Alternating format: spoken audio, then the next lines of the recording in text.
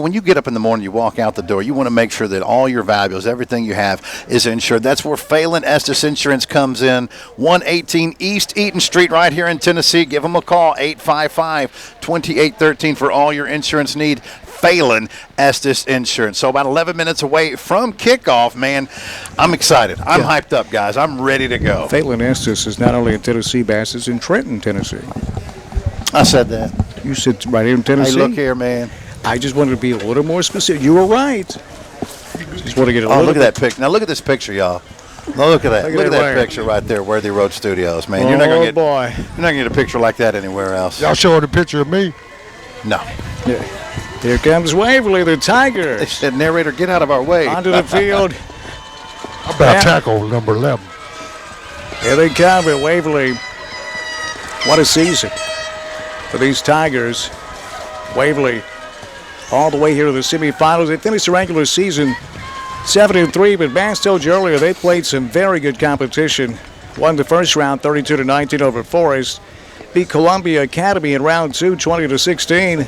Last week their most impressive win, but they knocked off a one-loss Riverside team. It was 7-6 Riverside right up to halftime, and in the second half it was 28-0 Waverly. Waverly ended up winning that game 34-7 last week. And don't sneeze at that Columbia Academy win. That was a team in Columbia Academy who spent most of the year as the number 2 team in the state in Class 2A. I didn't sneeze, but Riverside, one loss on the year, and to shut them out 28-0 in the second half. Very impressive. And, of course, last with week. Riverside, both of their losses on the season were to this Waverly team. That's right. Now, for Peabody, how'd they get here? Well, Peabody 9-1 on the year. Was the lone hiccup was a loss to Gibson County, a close loss that surprised a lot of people. The Gibson County, we found out, was a lot better than we thought. Now, they lost a very important component of their team that night against Peabody and never really recovered, but they went on to the playoffs and finished the regular season 7-3, did Gibson County. But for Peabody, 42-0 in the first round over MAHS, then 41-7 over Trinity after trailing at halftime 7-0. 41-0 second half over Trinity. Trinity was playing very good football. Last week, shut out the defending 2A state champion Union City Tornadoes 35-0 Bass to find themselves here tonight in the friendly confines of Walter Kilzer Stadium to take on Waverly, the final hurdle for Peabody on their track to Cookeville and play for a state championship. Yeah, I think the thing that told me what I needed to know, not that we didn't already, but was the way that they handled Union City last week. You know, we thought, Union City's kind of got things turned around. Maybe we have a different outcome, and they were never in that game. That was Trenton from Jump Street, and they stayed on their throats all night long. And that defense, when you think about it, Danny, after that first quarter or so against Trenton Peabody, the last 7 quarters defensively, we can talk about all the yards they've put up and the points and all this, but the more important thing for me is that defense has been stone cold basically over the last 2 games against 2 pretty solid offenses. Well, and let's go down to the narrator to see how the field conditions are, because if you're watching the game at WNWS.com, you can see the heavy rain continues to fall here. Narrator, how's the field down there walking around on it? It's wet. No, fellas, field's going to be an issue tonight. We talked to Coach Jacobs. He really didn't know what to expect. He said, look, when it's raining, anything can happen, but the field is going to come into play now. It don't look beat up right now, but when you go to make a cut, you can feel a little slip under you. So it's going to have an impact. Certainly the big thing in rain is take care of the football. That there's going to be some turnovers tonight, and whoever has the fewest turnovers is going to win this football game. Well, that's generally how it goes, especially when you get this deep into the playoffs. And Peabody getting set to take the field on a rainy Friday, the day after Thanksgiving. Not many teams are playing this time of year, but Peabody is, and so is Waverly. This game being presented in part by Sonic, America's Drive-In with 6 Jackson locations. By Outback Steakhouse of Jackson, ranked #1 in the state of Tennessee, 194 Stonebrook Place in Jackson. Also by Best One Tire and Service Center of Jackson and of Brownsville. by Rock and Dough Pizza, downtown Jackson at the Jackson Mall. By Eddie's Pharmacy, 114 Davy Crockett Shopping Center here in Trenton. By Premier Dental Centers, Jackson, Bells, and Milan, primdent.com. That's PREMDENT.com. Also presented by Hickerson Automotive Group, 2052 U.S. Highway 45 bypass in Trenton. By Dynamics Physical Therapy and Fitness here in Trenton at the Davy Crockett Mall. Call 855-2221. And by Griffin Automotive, Brian Griffin, narrator. He's as good as it gets. If you got a problem with your car, truck, or SUV, there's your guy, Brian Griffin and Griffin Automotive. He's the best, isn't he? Guys, I've known Brian Griffin over 30 years. And you know, the big complaint about mechanics, especially with single women, is when I can't find anybody I trust. I'm going to tell you, I'll vouch for Brian Griffin. He's one of the most honest guys I know. He's excellent at what he does and a good man. I love him to death, I'll tell you that. Forget about learning to play guitar. I should have been a mechanic. You know it? Oh, yeah, he's done well. Griffin Automotive, 403 East Eaton Street, right here in Trenton. Also, Ed Norman at LA Realty. He's another great guy. Call Ed. You need some help with realty, 855-9899. And by Tennessee Tractor, success through innovation with Tennessee Tractor. All bringing you Trenton Peabody football tonight, along with I tell you this, Hardy, Martin, and Owens. Now view this. Now that is a powerful law firm in downtown Jackson, isn't it? Boy, you got that right, man. If I ever find myself in legal trouble, which I hope never to do, that's folks I'm calling. Well, I've made it so far. For 46 years, I've made it so far. Yes, but you live a very wicked lifestyle, so I would save their number if I were you. 424-2151. It's the captain's meet out at that big OP in the middle of the field. Let's join the narrator for tonight's coin toss. Narrator. Guys, the crew from Nashville's got this Billy Thelen, over 30 years calling high school football game. Captains introducing themselves. Let's step into the huddle. Hey, guys. First of all, congratulations on being here. Great season. Now, tonight, play hard, play with sportsmanship. Black jerseys, you talk to black jerseys. White jerseys, you talk to white jerseys, okay? You gonna call the toss for me? Yes, sir. And we've got a heads, we've got a tail. What do you want? Tails. Tails is a cough. I drop it, we'll do it again. It is a tails. We defer. You're going to defer your choice to the second half. There you go, fellas. Waverly's won the toss, and they're going to defer to the second half. You surprised, Bew? No, not really. Not really. Not like I was when the Falcons deferred to the Saints, which was the dumbest thing I've ever seen. But I'm not surprised tonight. How come? Because Waverly's offense has carried the mail this year. It is, but I think maybe you take a look at it. Let's see what these conditions are like. Let's see if Trenton Peabody can hold on to the football in these conditions. Give them a chance to turn it over first. Absolutely. That's understandable. Tonight, Bash, we hand me those glasses, please. I'll right be there. glad to, young man. Eli Hammonds, one of the captains for Peabody. Eli's a 6'1", 180-pound junior.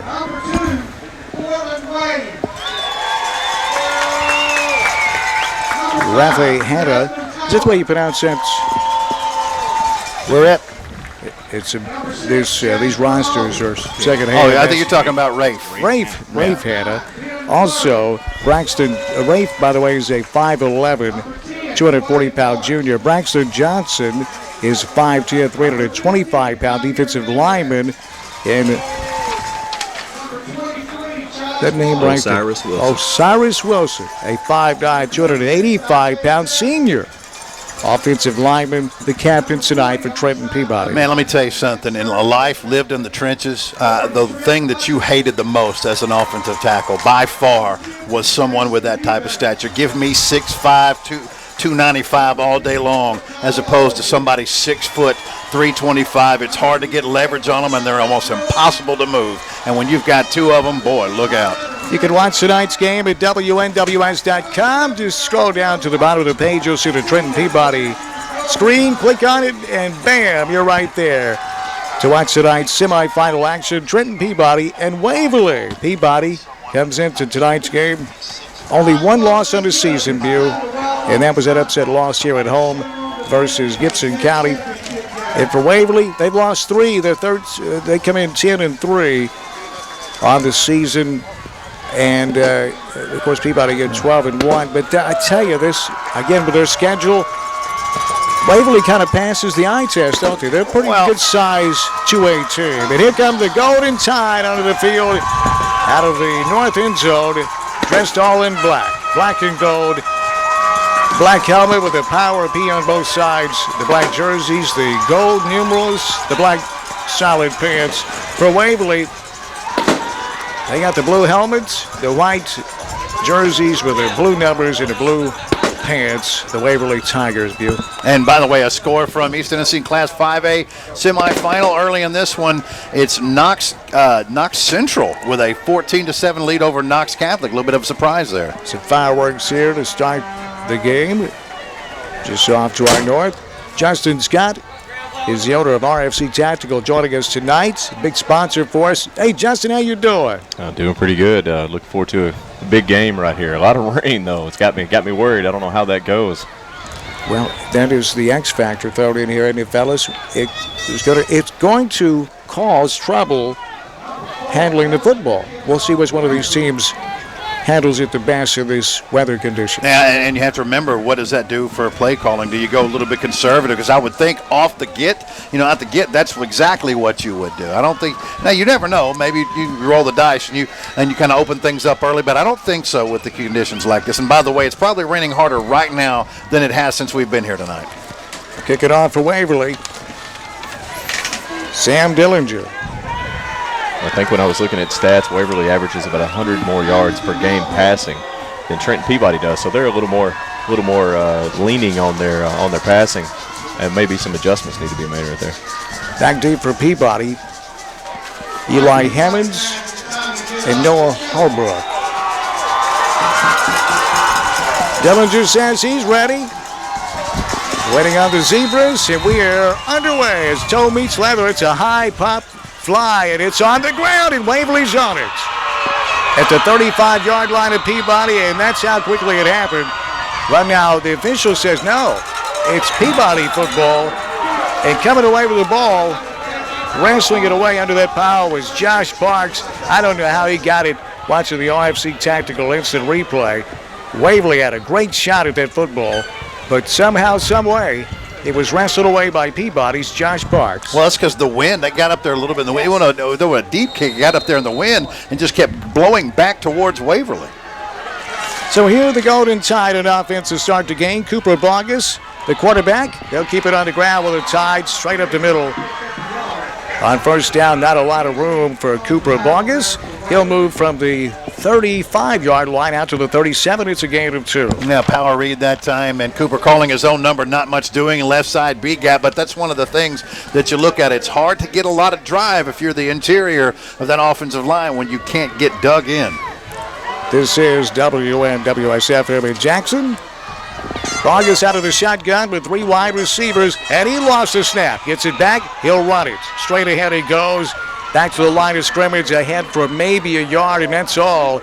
Is the rain, as Bass mentioned, coming down in waves here, narrator, and the sledding is tough. It's hard to get a handle on that football, narrator. Yeah, and as you might expect, guys, this is state semifinals. Both these teams are amped up. Bass talked about the rain picking up harder than it's rained tonight. That's true with the wind also. Just underway, Peabody moving left to right on your radio dial, facing 3rd and 6 from the Peabody 38-yard line. 3 wide receivers. Vargas out of the shotgun, rolling right. Firing deep down the near sideline, and his pass is incomplete at the Peabody, or make it the Waverly 25-yard line. The coverage was there, and just enough of the ball did Gavin Stanfield. It was underthrown a bit, and incomplete. Yeah, and I think we may have 2 11s on Waverly's team, one on defense and one offense. I don't see it, but I don't think that's Stanfield, even though he is number 11. But that ball right there, as you could see, even with the wind, was severely underthrown. The receiver had to come back to it. Josh Parks, the intended receiver, so Peabody will go 3 and outs on the game's opening possession, and Bryce breaks in to punt the football away.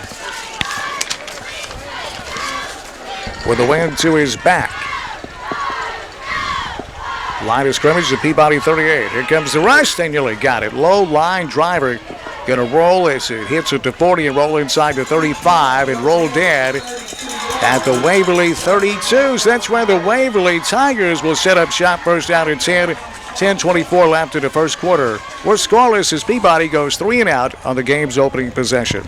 Boy, and you see what I mean by talking about letting somebody else try to handle these conditions right out the gate. And you can see, at least early on in this game, that the elements are going to play a factor in this football game.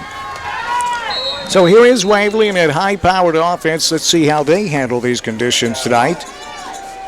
As you'll see a lot of movements. How about the old Dallas Cowboys out of this Waverly offense? Out of the shotgun they go, and right to the air. Little wide receiver screen. It's dropped at the line of scrimmage. It'll go incomplete. As we hit the sideline and Richard, the narrator, Barber. Guys, if you hadn't picked up a wet football lately, you might not remember how it was. As they were going through the route tree earlier tonight, a ball got away, come over by me. I went to pick it up. I got a pretty good size hand. I had to take both hands to pick it up because it just slipped away. Gavin Stanfield, senior quarterback out of the shotgun. He'll run it this time over the left side with some move to the 35, to the 40, to the 45. One man to meet at midfield, to the 45, to the 40. Down the sideline he goes, inside the 35, and finally taken off his feet at the Peabody 32-yard line. Holy moly, we knew that Stanfield was fast, Bill, but he found just a little crease and exploded. And that's going to be actually Montez Bradley, the senior running back. He moved over into the Wildcat and took that direct snap. Yeah, even though it wasn't the Wildcat formation, he was flanked to his right. It was a direct snap to him. Stanfield back there will take the snap and hand it off. He's trying to sweep it left side. There's nothing there, but Peabody black and gold. His big old number 78, Braxton Johnson, along with John Eubanks.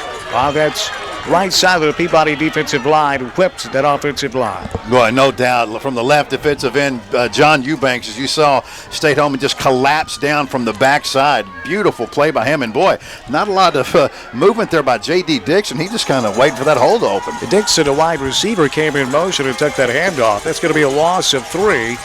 Second and 13 back at the 34. And another fumble in the backfield. Who's got it? It's a scramble. It's a fumble, and Peabody says they have it. And the officials agree.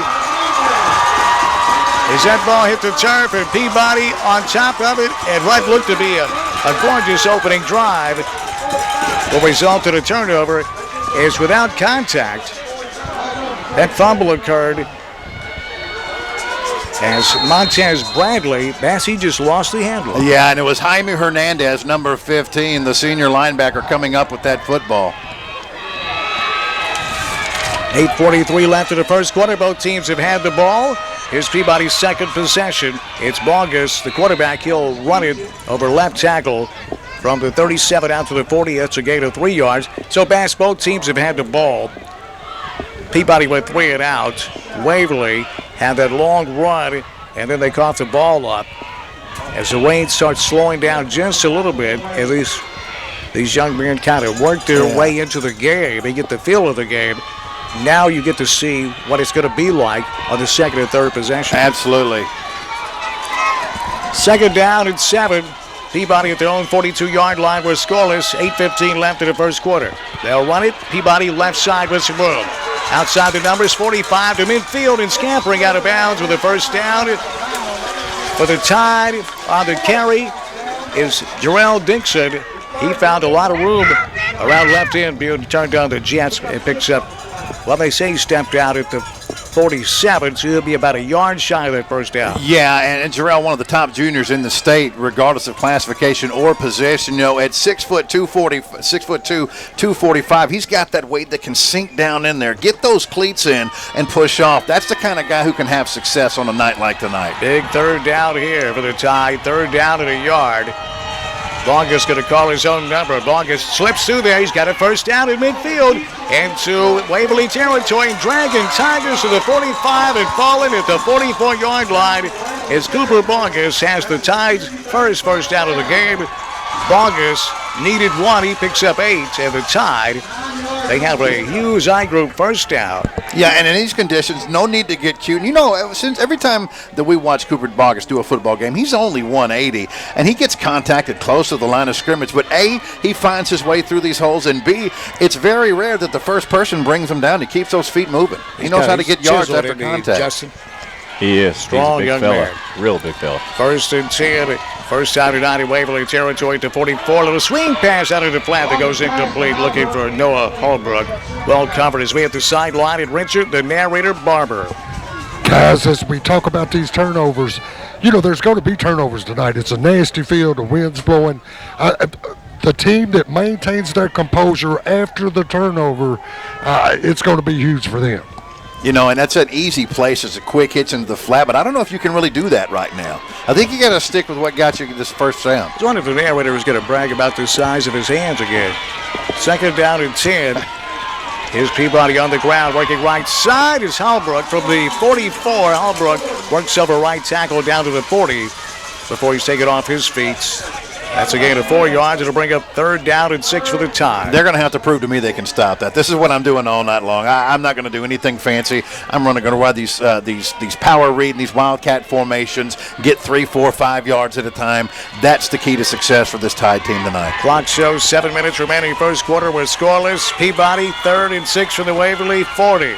Bogus going to run it left side with some room. Bogus has the 35, has the 30, has the 25-20 to the 15, 10, 5, touchdown! Cooper Bogus! And listen to this crowd!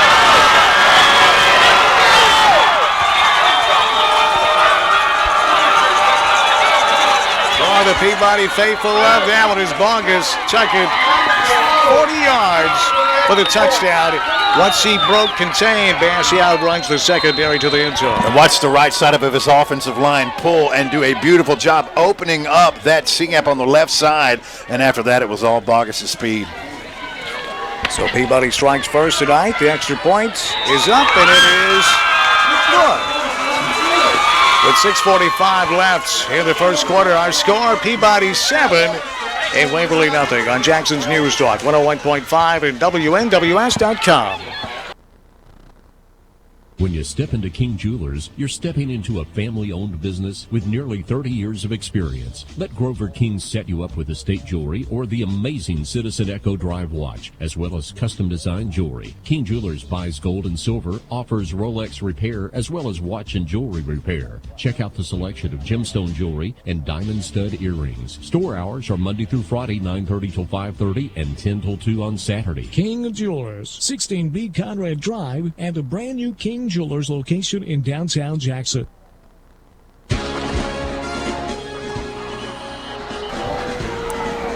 By the way, that's it's King Jewelers 16B Conrad Drive only. And we got some big news coming up down there as well. The extra point was up and good by Bryce Franks. Franks going to kick off. Peabody leads it 7-0 with 6:46 remaining. Ranked quarter number 1. Big crowd on hand, as you might expect, but with the rain, they still come out tonight as Franks kicks off. Roll line driver going to carry back to the 5, to the 10, to the 15, to 20. Bouncing outside numbers, 25 to the 30. Down the sideline he goes to the 40, and scampering out of bounds across the 40 near the 45-yard line. With a nice kickoff return, that's going to cover nearly 40 yards and set up Waverly in nice starting field position with 6 minutes and 40 seconds remaining. We're in quarter number 1. Well, 2 updates for you, both involving West Tennessee teams in 5A semifinal action. 4 minutes into it, Henry County already on the board, 7-0 over Beach. And listen to this, Reese. Halfway through the first quarter, Lake County 8, Cornersville nothing. Montez Bradley on the kickoff return for Waverly. So here the Tigers trailing 7-0. Peabody on top with 6:40 left in the first quarter. Bradley fumbles another one. Scoops it up in the backfield, and he's smothered by the Peabody defense that's been swarming here in the first quarter. And there on the tackle, amongst others, is Hernandez. Is Bradley having a tough time finding the handle. Lucky to get that one back. I was thinking about this a minute ago, Reese. What do you think's more difficult with a football like this, conditions like this? To accept that football under center or out of shotgun? Which one's easier to handle? Because out of the shotgun, they're having a time of holding on. I think it's easier out of the shotgun. Think so? Based on experience. The loss is 3 yards. Here's Waverly. They want to go to the air. Now they'll run it. Quarterback scrambling back to the line of scrimmage. He'll fight forward for maybe a yard. Is Stanfield. Drop back to throw it, and there was no one there except Peabody black and gold. he did get back to the line of scrimmage, maybe a yard. It'll be third down and let's call it 12. Well, Albee did a great job, took the perfect angle to force Stanfield back, but the important part, Eubanks stayed home and forced him back inside. Great job by Eubanks. 5:33 left in the first quarter, 7-0 Peabody here in the Class 2A state semifinal. You win tonight, you play for a state championship next Thursday at 11 o'clock. Here's Waverly, third down and long. Back to throw again, rolling left, looking downfield, firing downfield. It's broken up and incomplete into double coverage.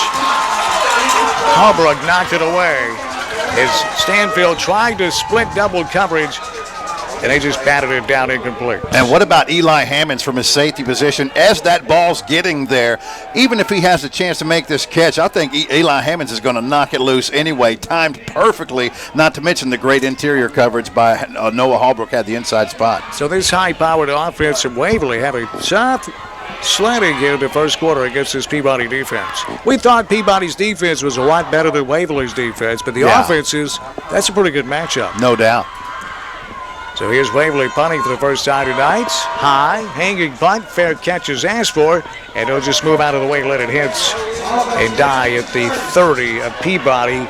Eli Hammonds making a good decision. Why even risk it? So this weather, just let it hit, and Peabody will take over first down and 10 from their own 30 with 4:59 remaining in the first quarter. It's 7-0 Peabody. Yeah, you're absolutely right, Reese. You'd say the same thing if you hadn't, because Eli Hammond, what he knows is, okay, let's say I let this thing hit.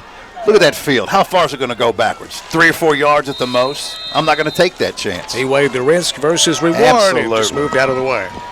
So here's Peabody with Bogus out of the shotgun. First down and 10 with 3 wide receivers. He bobbles the snap, regains control. He'll run it from the 30 out near the 35. So Bogus, after losing the handle, regained control and picks up 5 as we hit the sideline. And Richard, the narrator, Barber. Guys, a couple of points. One, you go back to that Peabody score, they did what good football teams do. They get the turnover and they make Waverly play. The other thing, Dan, what you said, this is a high-powered, over 40 points a game offense that other than one big run, Peabody is pretty much contained. 4:27 left in the first quarter, 7-0 Peabody. It's 2nd and 5 for the tie from their own 35. On the ground they go and nothing there. Smothered in the backfield and thrown for a loss is Wilkins. It'll be third down and long, and Justin Scott's with us here. Justin, is this deer hunting weather? Could you ever hunt in a downpour like this? It's pretty great deer hunting weather, I think, right now with that full moon going on. A lot of chasing activity, but I tell you what, I'd rather be here watching football, honestly. Boy, yeah, those Bucks have romance in mind right now. Right. That's right. And they don't care about you. I promise. When that happens, how crazy you get, Muse. They're worse. I've seen it. 3rd and 6 for Peabody from their own 34. Bogus rolls left, fires downfield. It's caught at the 45 and out of bounds with a first down. There is a flag lying at the 42-yard line. We'll have to wait and see what that is. But a beautiful connection with Holbrook. It's going to pick up 10 yards and a first down if it stands. And I don't think it will. Let's go down. Richard, the narrator, Barber's in the sideline. It is. Well, you just got the call, guys. We had a lineman. The lineman get 3 yards there. Somebody got past that 3 yards. Boy, and it's too bad this play's coming back, but what a beautiful pass on just nice little 5-yard swing right there. Perfectly done. Yeah, it looked like one of the linemen trying to make a block, and a Waverly defender kind of stepped out of the way, and he went forward, and that was just enough to get downfield for the illegal man downfield. And as a lineman, Danny, in certain formations in place, it's always on your mind. After the penalty, it's 4th down, or make it 3rd down and 10. Peabody from their own 30. Here's Bogus back to throw. Launches deep down the sideline, and it is incomplete at the Waverly 42-yard line. Holbrook nearly made a circus catch. Peabody fans wanted a pass interference in high school. Evidently, there is no such thing as face guarding. There's not, and that's all this was, because Stanfield did not even attempt to cover. He literally was just kind of running with him. He was running a step behind him, but it's going to be hard. You get the ball up in this weather like this, it's going to be hard to deliver a ball that far, that accurately. Well, Holbrook nearly made a circus catch coming back for the football. So Peabody's got to punt it away with 3:07 left in the first quarter. It's 7-0 Peabody. is a punt, a line driver. Waverly's going to move away and let it hit at the Waverly 40. It'll roll dead at the 35 of the Tide. So Waverly now, their third possession in the first quarter, 7-0 Peabody. Waverly had penetrated the Peabody 30-yard line the first time they had the football, and then they coughed it up. Last time they had it, they were 3 and out. Yeah, and hey, look, Peabody's getting what they want. They've got single coverage on Hallbrook by himself, and he can make that. It's a matter of being able to deliver that pass because it's there. 2:54 remaining, quarter number one. It's 7-0 Peabody. Here is Waverly with the football, 1st and 10 from their own 35. They'll hand it off. Straight ahead they go from the 35 out to the 37. It's a gain of 2 yards by Bradley as we hit the sideline and Richard, the narrator, Barber. Yeah, guys, we know Bogus can make that throw. We've seen him do it. But, guys, and I know folks get tired of hearing about this weather, but to grip that football and really have a grip on it and get it downfield, it's tough to do when it's wet. Bradley had trouble again with a handle on that football, and that's one thing that can really bother a running back. Here is Stanfield drifting back to throw. Fires along the far sideline at the 40-yard line, and it is incomplete. We're looking for Cochran. Cochran probably should have had the football. It was high. It was catchable. But in this weather view, it makes it even more difficult. Yeah, it just slips in front of the linebacking core. A little drag to the short side that time. Just couldn't hold on to it. Good coverage applied by Dixon. They contributed to that incompletion. 3rd down and 7 for Waverly from the Tiger 38. Here's Stanfield out of the shotgun with 3 wide receivers drifting back to throw. Rolling left. He has a man caught at the 35, 40, to the 45, to midfield, to the 40, to the 30, to the 20, to the 10, to the 5, to the end zone. Touchdown, Waverly. But there's a flag down as J.D. Dixon tucked that one. 62 yards. A flag is lying near midfield, so it may come back. It looks like it's going to come back here, Bew, but boy, Dixon made a couple of men miss. And there was great blocking downfield, but it is going to come back. A block in the back on Waverly. It's going to wipe out that 62-yard touchdown. Well, and I did not see it, but apparently it happened. I mean, the flags came out simultaneously, so they saw what they saw. But it tells you how capable this Waverly team is. They set it up perfectly. Well, it was a beautifully set up screen pass. Oh, there it is. There it is. No doubt. And you know what? Looking at it, like so many times, it didn't have to happen for that touchdown. No, it didn't have to happen, but you got they were on the spot, and that was absolutely the correct call. J.D. Dixon, 62-yard touchdown brought back, so it's 3rd down and 7. It's a spot foul. The line of scrimmage, the Waverly 38s. They seen quads to the far side, and one man here, one wide receiver on the near side. It's 5 wide. And they get single coverage and go deep down the field. It's caught at the 30 and tackled at the 22-yard line. And there he is again. J.D. Dixon as they sent quad receivers to the far side pass and had Dixon one-on-one coverage here on the near side. Yeah, for the novice football fan, when you see quads to the one side, that's not the target. Look for the other side. If you get one-on-one on a guy who was Mr. Football last year, Trenton can't find themselves in that position again because he'll win that battle most times. You guarantee single coverage, and you go right for it. Yeah. 1st and 10 for the Peabody 27. The quarterback Stanfield will keep it, and he's cut down a yard behind the line of scrimmage as we hit the sideline and Richard, the narrator, Barber. Well, the Waverly shows their composure there. They get a big play call back, then get a big play on the very next play from scrimmage. Boy, and I'll tell you what, though, I've been impressed so far with Jarrell Dixon from his linebacking position just as much as I am him carrying the football. He's made 3 outstanding tackles already. 2nd and 10. No gain on 1st down for the Peabody 27. Stanfield again. Play action. He's going to run it. Back to the line of scrimmage and hammered after a gain of a yard. Maybe 2 down to the 25-yard line. And Stanfield was just absolutely... Well, as they say, he had his clock clean.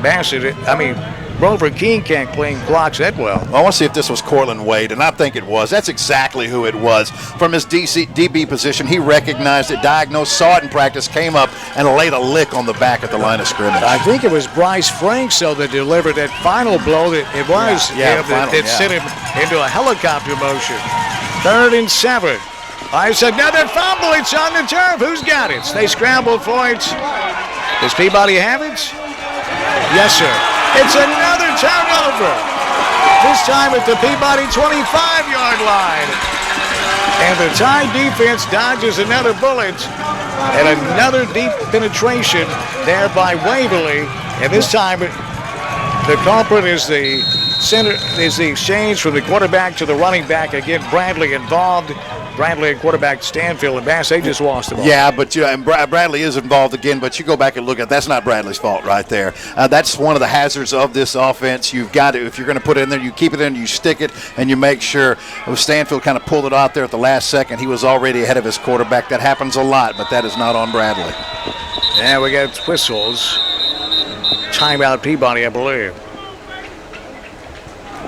Yeah, there's timeout Peabody. By the way, this is WNWS FM in Jackson. We'll take the timeout with him with 25 seconds left in the first quarter. 7-0 Peabody on Jackson's News Talk, 101.5 at WNWS.com.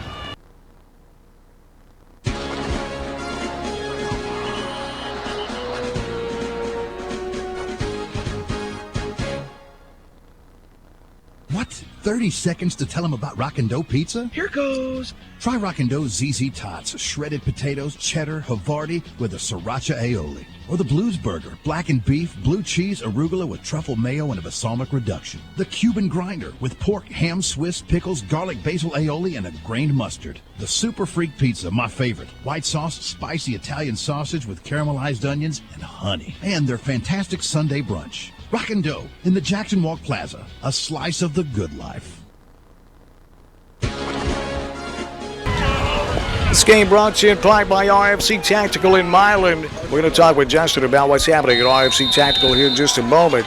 As we resume, Peabody has the football, 1st and 10 after the turnover from the Peabody 24. Here's Bogus. He's going to pitch it to a wide receiver in motion. They got him in the backfield. And he'll lose about 3 yards on that one. Just sent Holbrook in motion at Bogus. Trying to work some misdirection. Bogus was moving to his left. Holbrook was coming to the right and wanted to clear that defensive end, but the penetration caught him in the backfield view. And that's the final play of the first quarter after 1 quarter. It's Peabody 7 and Waverly nothing on Jackson's News Talk, 101.5 and WNWS.com. Phelan Estes Insurance is an independent agency serving clients in Tennessee. The agency offers prompt professional service for auto, home, business, and life insurance coverage to its customers' needs. We're a part of the local community. Phelan Estes Insurance Agency offers auto, leisure, homeowners, business, renters, life insurance, and more. Get in touch with our friendly staff today at Phelan Estes Insurance Agency, 118 East Eaton Street. Trenton, get a quote today by calling 855-2813. That's 855-2813 for your trusted hometown insurance agency, Phelan Estes Insurance in Trenton. Open Monday through Friday, 9 to 5 p.m.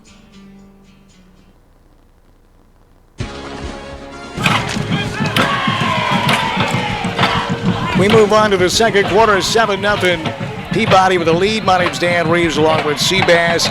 The narrator Barbers at the sideline and Justin Scott. The RFC Tactical with us here. Michael King producing and directing.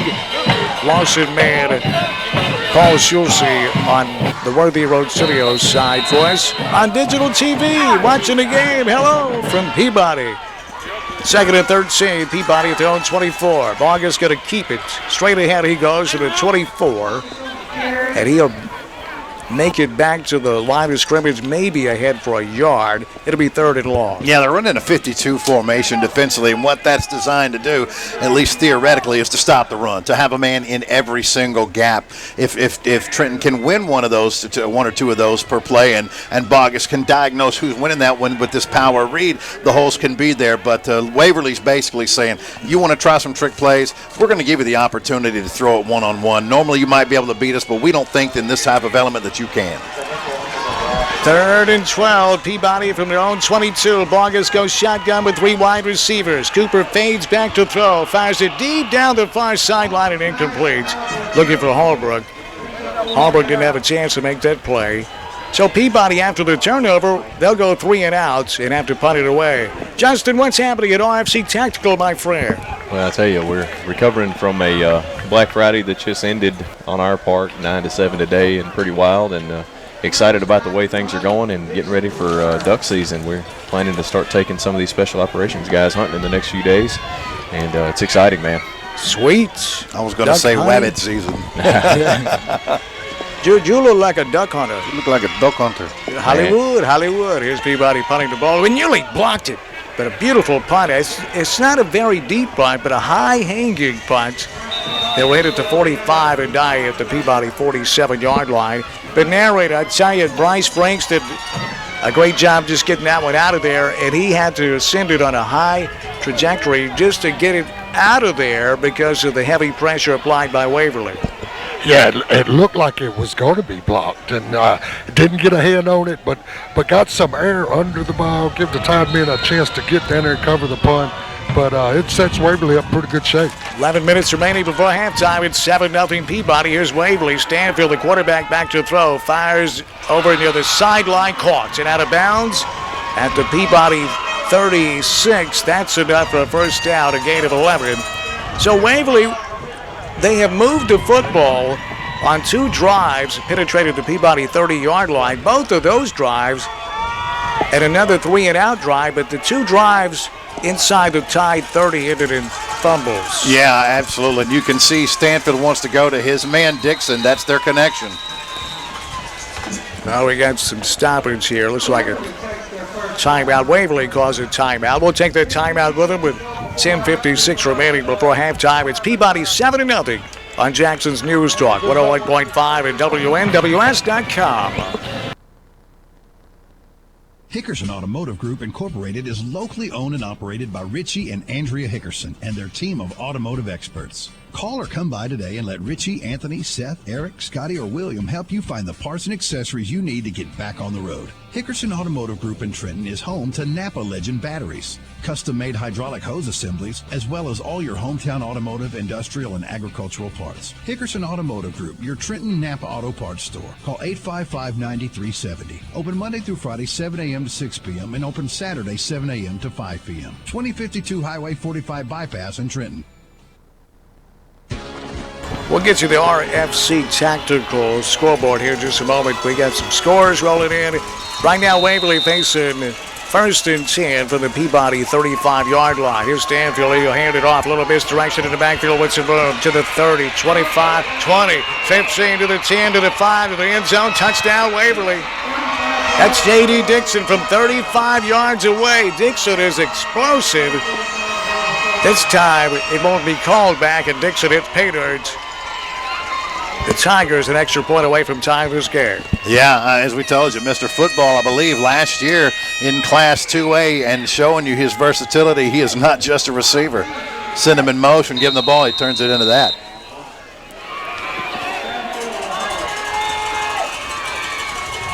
Sam Dillinger here to try to tie the game. His extra point is up, and it is good. With 10:45 remaining, second quarter, our new score. Peabody 7, Waverly 7 on Jackson's News Talk, 101.5 and WNWS.com. Roll Tide from Griffin Automotive in Trenton. We specialize in transmission work and diagnostics. Brian Griffin has 30 years of experience repairing transmissions, electrical problems, wiring issues, air conditioning, brakes, shocks, struts, oil changes, front and rear differential, and four-wheel drive service and repair. Griffin Automotive also has tires for your vehicle. Griffin Automotive can fix anything but a broken heart. Trenton has trusted Griffin Automotive since 1998. Griffin Automotive, 403 East Eaton Street in Trenton. Open Monday through Friday, 8 a.m. to 5 p.m. Call 855-0558. That's 855-0558.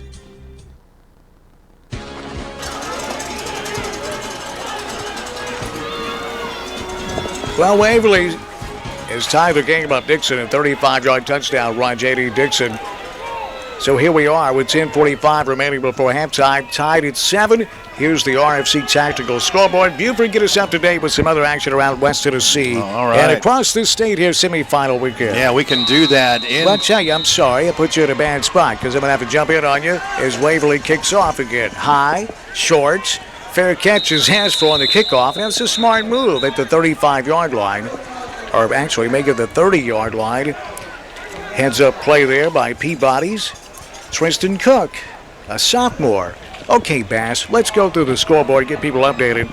Semi-final Friday. Yeah, in single-A action, Cornersville has tied it up with Lake County 8-8. Haywood County's taking an early 7-0 lead on Springfield in this one. As, of course, the one you're watching now, 7-7. We'll get you some other updates here in just a minute. But to say early in the second quarter, no score with Alcoa and Upperman.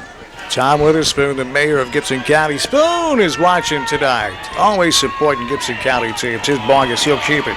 Out from the 30, he'll run to the 35-yard line on the near hash before he's taken off his feet as we at the sideline and Richard, the narrator Barber. Guys, it's championship football. You know, your opponent goes down and scores, you got to answer. Really important what Peabody does on this drive. Henry County and Beach knotted up at 7. Mayor Tom Witherspoon doing a great job for Gibson County. I tell you that, what a great American. Second and 5. It's a handoff, nothing. Wilkins smothered at the line of scrimmage. It'll be third down and right at 5 for the Tide. Young narrator Spoon he's been really good for Gibson County. Really is, and I'll tell you why we know he's been good. Because the conservatives, and I have a conservative friend I was talking to a couple of years ago, I won't call his name, served in several offices. I'll come back to me after the play. Narrator's gone full bloom campaign mode. Here is Peabody to the air on 35, complete. One man to beat at the 45 to midfield, to the 45, along the numbers 40. To the edge of fumble inside the 25, and Peabody coughs it up after a brilliant catch and run. Oh, that's Heartbreak City for that young man because Eli Hammonds on a 3rd and 5. Eli, we watch the RFC tactical replay, caught it at the 40 and sidestepped Dixon, which is not easy to do.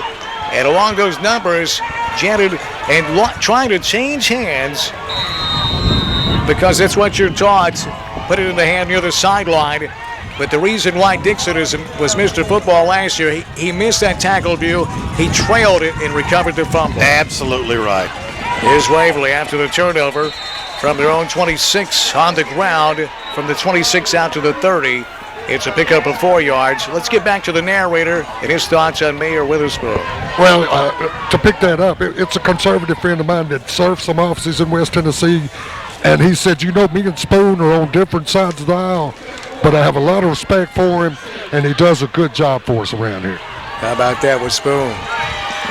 Second down and 6. Waverly from the Tiger 30 to the ground. Dixon working left side, picking his way. There's nothing to pick, though. He's dumped in the backfield for a loss of yardage. In there on the tackle for the Tide. Some guy named Hernandez, that's all. On that tackle as Dixon was picking his way, Bass, but looking like Le'Veon Bell. Best I remember, it's been a long time, but there's just nothing there. Yeah, patient running by Dixon, but you're right. Jaime Hernandez from his linebacker position, another big play. He had a fumble recovery early in the first. 3rd and 7, Waverly after the turnover from their own 30. Far hash mark. 2 receivers short side of the field. Back to throw, they set up the screen, and it's played beautifully by the Peabody defense and tripped up as Dixon before he could get himself into motion. Beautiful tackle. Dixon, I believe, made that tackle because it was set up beautifully, except for Dixon. But there were 2 more. Golden Tide waiting on him as they played that screen pass beautifully. When you throw that screen to the short side of the field and you've got a defense that is fast and disciplined as Peabody, that's tough sledding. Well, and it was about speed. Dixon 6'2", 245, and beat the receiver inside. If he gets that block, you never know. You never know. First your money, then your clothes. And by the way, J.D. Dixon is also punting for Waverly, and we got flags. So the play clock's at 25, so... Well, Peabody if it's jumped. Peabody, we'll see what happens. Let's say it's Waverly. Good thing, because that would have put it right at the down marker. Well, narrator, I didn't hear the call. What was the call? Waverly jumped. Illegal procedure on Waverly. So the line of scrimmage, 27. Here's Dixon. To punt. Line driver out of there, and it's going to end up being a good punt. We got about 3 feet off the ground. It was a low-flying missile. It's going to roll across the 50 and out of bounds at the Peabody 47. So that punt's going to cover 38 yards with no return. And Peabody will take over near midfield with 7 minutes and 21 seconds remaining in the second quarter. We're tied at 7 apiece here, folks. It's never easy to get to Cookeville. 1st and 10. Here is Bogus going to run it, looking along that left side for some room. Not much there. Bogus back to the line of scrimmage, maybe a yard ahead. You know these kids, Justin. These are close units, and there's still a lot of. There's a flag. Was there a flag? Yeah, looks like they. I just turned around to signal false start. I believe false start on Peabody. Yeah. This is a tight knit group of Peabody Golden Tide, isn't it, Justin? It absolutely is. You got a lot of juniors on this team, and I think they're going to be just as good, if not even a little bit better next year. I'm not taking anything away from any of the seniors that are leaving. We just got a strong team top to bottom from sophomore to senior. Waverly declined that penalty. 2nd down and 9. Here's Peabody. Bogus going to hand it off with some room to midfield, and it's spun down into Waverly territory at the Tiger 48-yard line, and that looked like it was going to pop open for a big gainer for Dixon. That's how fast the Waverly defense. They recovered. Had they not recovered quickly, Dixon would have gone a long way, Bill. Yeah, no doubt. And the hole was there because both of the offensive linemen that pulled got their man. Matter of fact, the right guard picked up 2 guys, but it was one of the backers who snuck in and made that tackle. Well, Jacob Smith, the defensive lineman, grabbed a leg and held on for dear life. 3rd and 4. Bogus will run it straight ahead to the 45, and he's dragging some Tigers. I think he's got it. He's near. It's going to depend on the spot. He got inside the 45, and he's tackled at the 44. He may need about a half a yard, maybe a football. Richard, the narrator, Barber's at a sideline narrator. Yeah, it looks like he's going to be a little short, and it looks like Peabody's putting their short yardage package in. They finna go for this, dog. They're going for it. Coach Jacobs says, let's roll the dice. With 5:55 left before halftime, tied at 7. 4th down, and we'll call it a yard from the Waverly 44. Bogus takes the snap and fumbles the snap and tackled at the 45-yard line. So he'll lose a yard as we continue to see both teams struggle with ball protection. View as the rain keeps coming down here at Walter Kilzer Stadium. 5:43 left before halftime. We're tied at 7. Yeah, and on cue. And it's too bad, by the way, because Dixon had made his block. So if he runs inside of Dixon, he's going to get that 1st down. But as you said, the rain comes once again. Here it is pouring. And I'd love to see these two teams on a dry track. As you can tell, they're both explosive. You see why Waverly is in the position to play for a state title. Yeah. So Waverly takes over. First, and it's a fumble in the backfield. The quarterback, Stanfield, runs it down. He's in a lot of trouble. Now he's got to the 45, 50, 45, 40. Down the sideline he goes to the 30, to the 30, to the 25, to the 20, inside the 20, and finally tackled at the 15. Holy moly. Gavin Stanfield turned. You know what, in a chicken salad, is that looked like it was going to be a loss of 20 yards, and he nearly took it to the house. Yeah, and look, he had to find the perfect seam. There was about 6 tied back there in the backfield, and he found that one little crease, and when he did, there was no one there. Oh, that's just a gain of 50, that's all. 1st and 10 for the Peabody 17. Here's Waverly. Taking that direct snap, working left side from the 15. Down near the 12. A gain of nearly 3 yards on 1st down. Narrator, you're at field level. That play by Stanfield. If Waverly capitalizes here, that may be the play of the game. Yeah, it will be the play of the game. And how many times you see that play gets off, started wrong, God, the defense loses their gap discipline, and before you know it, you look downfield and Stanfield's, on the 20. Another way, Haywood County flexing their muscle. They're up 14-0 in the second at home against Springfield, or should I say at JCS. 2nd down and 6. Waverly from the Peabody 13. It's another fumble, and Waverly falls on it back at the 18-yard line. The Trenton Gazettes You'll be able to follow this game. That comes out on Tuesdays, I believe, like the Milan Mirror. Victor Parkins and Company, great newspaper here in Trenton. Dan, while you're talking about that, I want to give a shout out to Gary Smith, who has worked for the Herald Gazette since the 70s, and for Trenton or Gibson County Pioneer Sports. He is the dean. He is the historian. Give me a wonderful guy, just a great American. Guy. What's his name again? I keep forgetting. Gary Smith. Gary has Smith. done so much for sports here in this area. Now, I know Victor and them got Milan and other areas, but when you look at Northwest Tennessee, Trenton, Dyer, Rutherford, Gary Smith has done just a tremendous job over the years covering sports for that area. Some guy that's over in the booth next to us by the name of Stevie Ray Heyman, he don't know what he's doing, does he? Luscious one. Notre Dame Community College. He supports them. Haywood 14-0 over Springfield. Covington 6-0 over Stratford. Stratford is 5-8 on the year. Yeah, 2-8 in the regular season. Jeez. They avenged a 55-0 loss to eliminate one of the best teams in this classification in Pearl Cone. You know, that's like when you fail a test by scoring 5 on it, you retake it and ace it. That's when the teacher says, wait a minute, what's going on here? Well, in their case, they had a mid-season coaching change and promoted one of the assistants, and it changed everything for them. Like I say, that's like scoring a 5 and then acing it a week later. 3rd and 11 for Waverly. From the Peabody 18, we're tied at 7, just under 4 minutes left in the first half. Here's Stanfield back to throw, launches towards the end zone, and a diving attempt. Did he catch it? He did. At the 1, a diving catch at the 1-yard line. Wow. In the rain, diving toward the sideline and making the catch. J.D. Dixon, he was Mr. Football last year in Buell. I don't know how he's not going to win it this year. Well, you keep on leaving him in single coverage. He's going to definitely earn it tonight. At the 2, 1st and goal, Waverly. Out of the shotgun, Stanfield going to run it, hammered, and brought down. He won't get there.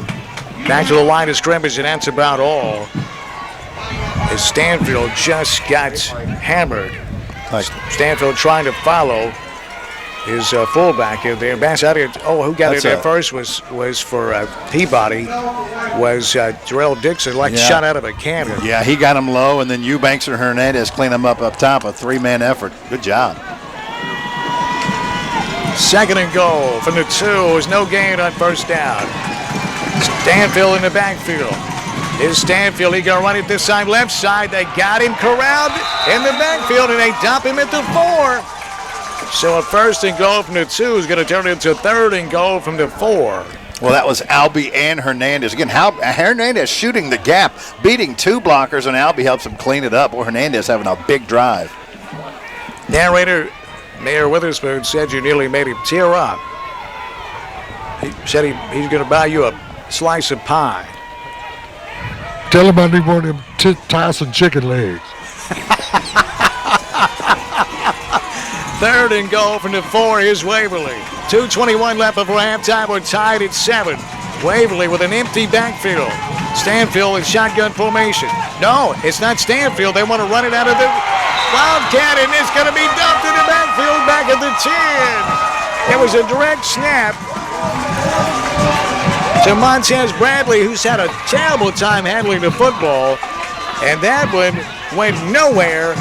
Again, shot out of a cannon, this time for Peabody on defense. It's Jaime Hernandez, the linebacker, 6'1", 245-pound senior, with a huge play. And now for Waverly, with no kicking game to speak of, they got to go for it. It's 4th down and goal from the 10. They send trips to the far side for Stanfield out of the shotgun, drifts back to throw. Here comes the pressure, steps up. Stanfield looking, throwing towards the end zone, and incomplete. It's incomplete and it's tied after giving up a 1st and goal from the 2. Will take over at the 10, and Stanfield is hammered as he threw the ball. And the man that hammered him is John Eubanks, a leading tackler for this team. And Stanfield stayed down for about a minute. He's up. shaking the cobwebs off as he heads to the sideline. Eubanks really got into him as he let go of that ball. Yeah, he was never comfortable from Jump Street. Had to roll. And remember, he's a left-handed quarterback, so he's rolling against his body and just perfect coverage by the Tide. So the Tide defense with a big stand after giving up 1st and goal from the 2. Here's Peabody. They want to run it. Hit the 5. Reversing field 10 along the sideline, across into 15 and out of bounds near the 18-yard line. That's going to be a gain of 7, maybe 8 yards.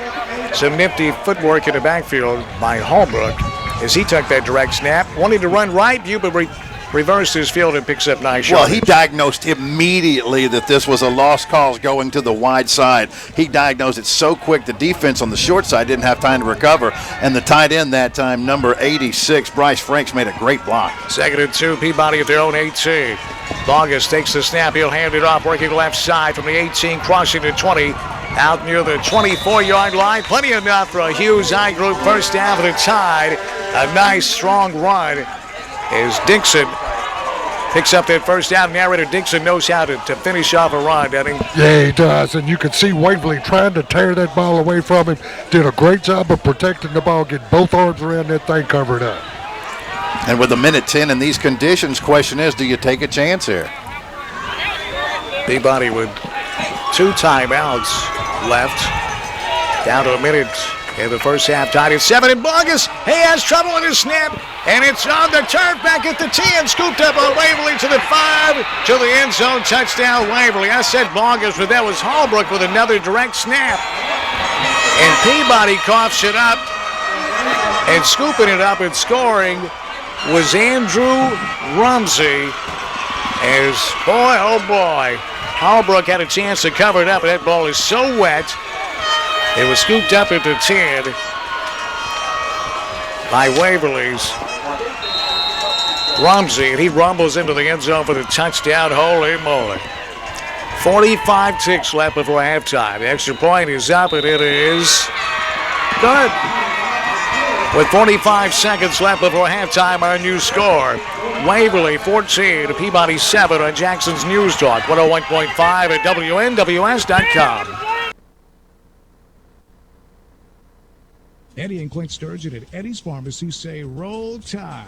Eddie's Pharmacy offers free delivery and 24-hour emergency service. Eddie's Pharmacy is a Health Mart pharmacy. We have 2 drive-through windows for your convenience. Hay flu season begins in the fall and peaks over the winter. Don't wait till it's too late. Get your flu shot at Eddie's. Plus, Eddie's Pharmacy offers vaccinations. B12 shots for burst of energy. And if you have medications that require injection, we'll be happy to take care of that. Open Monday through Friday, 8 to 6. Saturday, 8 to 2. Plus 24-hour emergency service. Eddie's Pharmacy, 114 Davy Crockett Shopping Center, Trenton.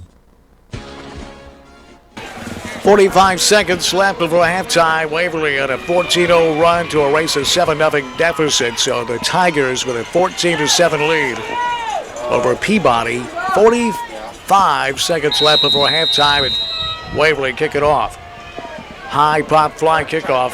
Fair catch is asked for and made at the 25-yard line, so that's where the Tide will take over. First down and 10, Mew. What's particularly damaging about that, other than the fact that it gave Waverly the lead, is let's remember, Waverly deferred. You know, they won the kickoff and they deferred, so they're going to get this football back to start the third quarter. What Peabody's got to do right here, I'll be honest with you, Danny, I'm not taking any more chances. I'm taking a knee right here. With these conditions at that place on the field, there's no way I'm giving them another chance, another opportunity to score. This is still a one-possession game, but with these conditions, one possession can mean a whole lot in this football game. So Bogus from the shotgun once again calls his own number off of left tackle. He'll fall forward for about 3 or 4 yards. So Bogus just going to run it out.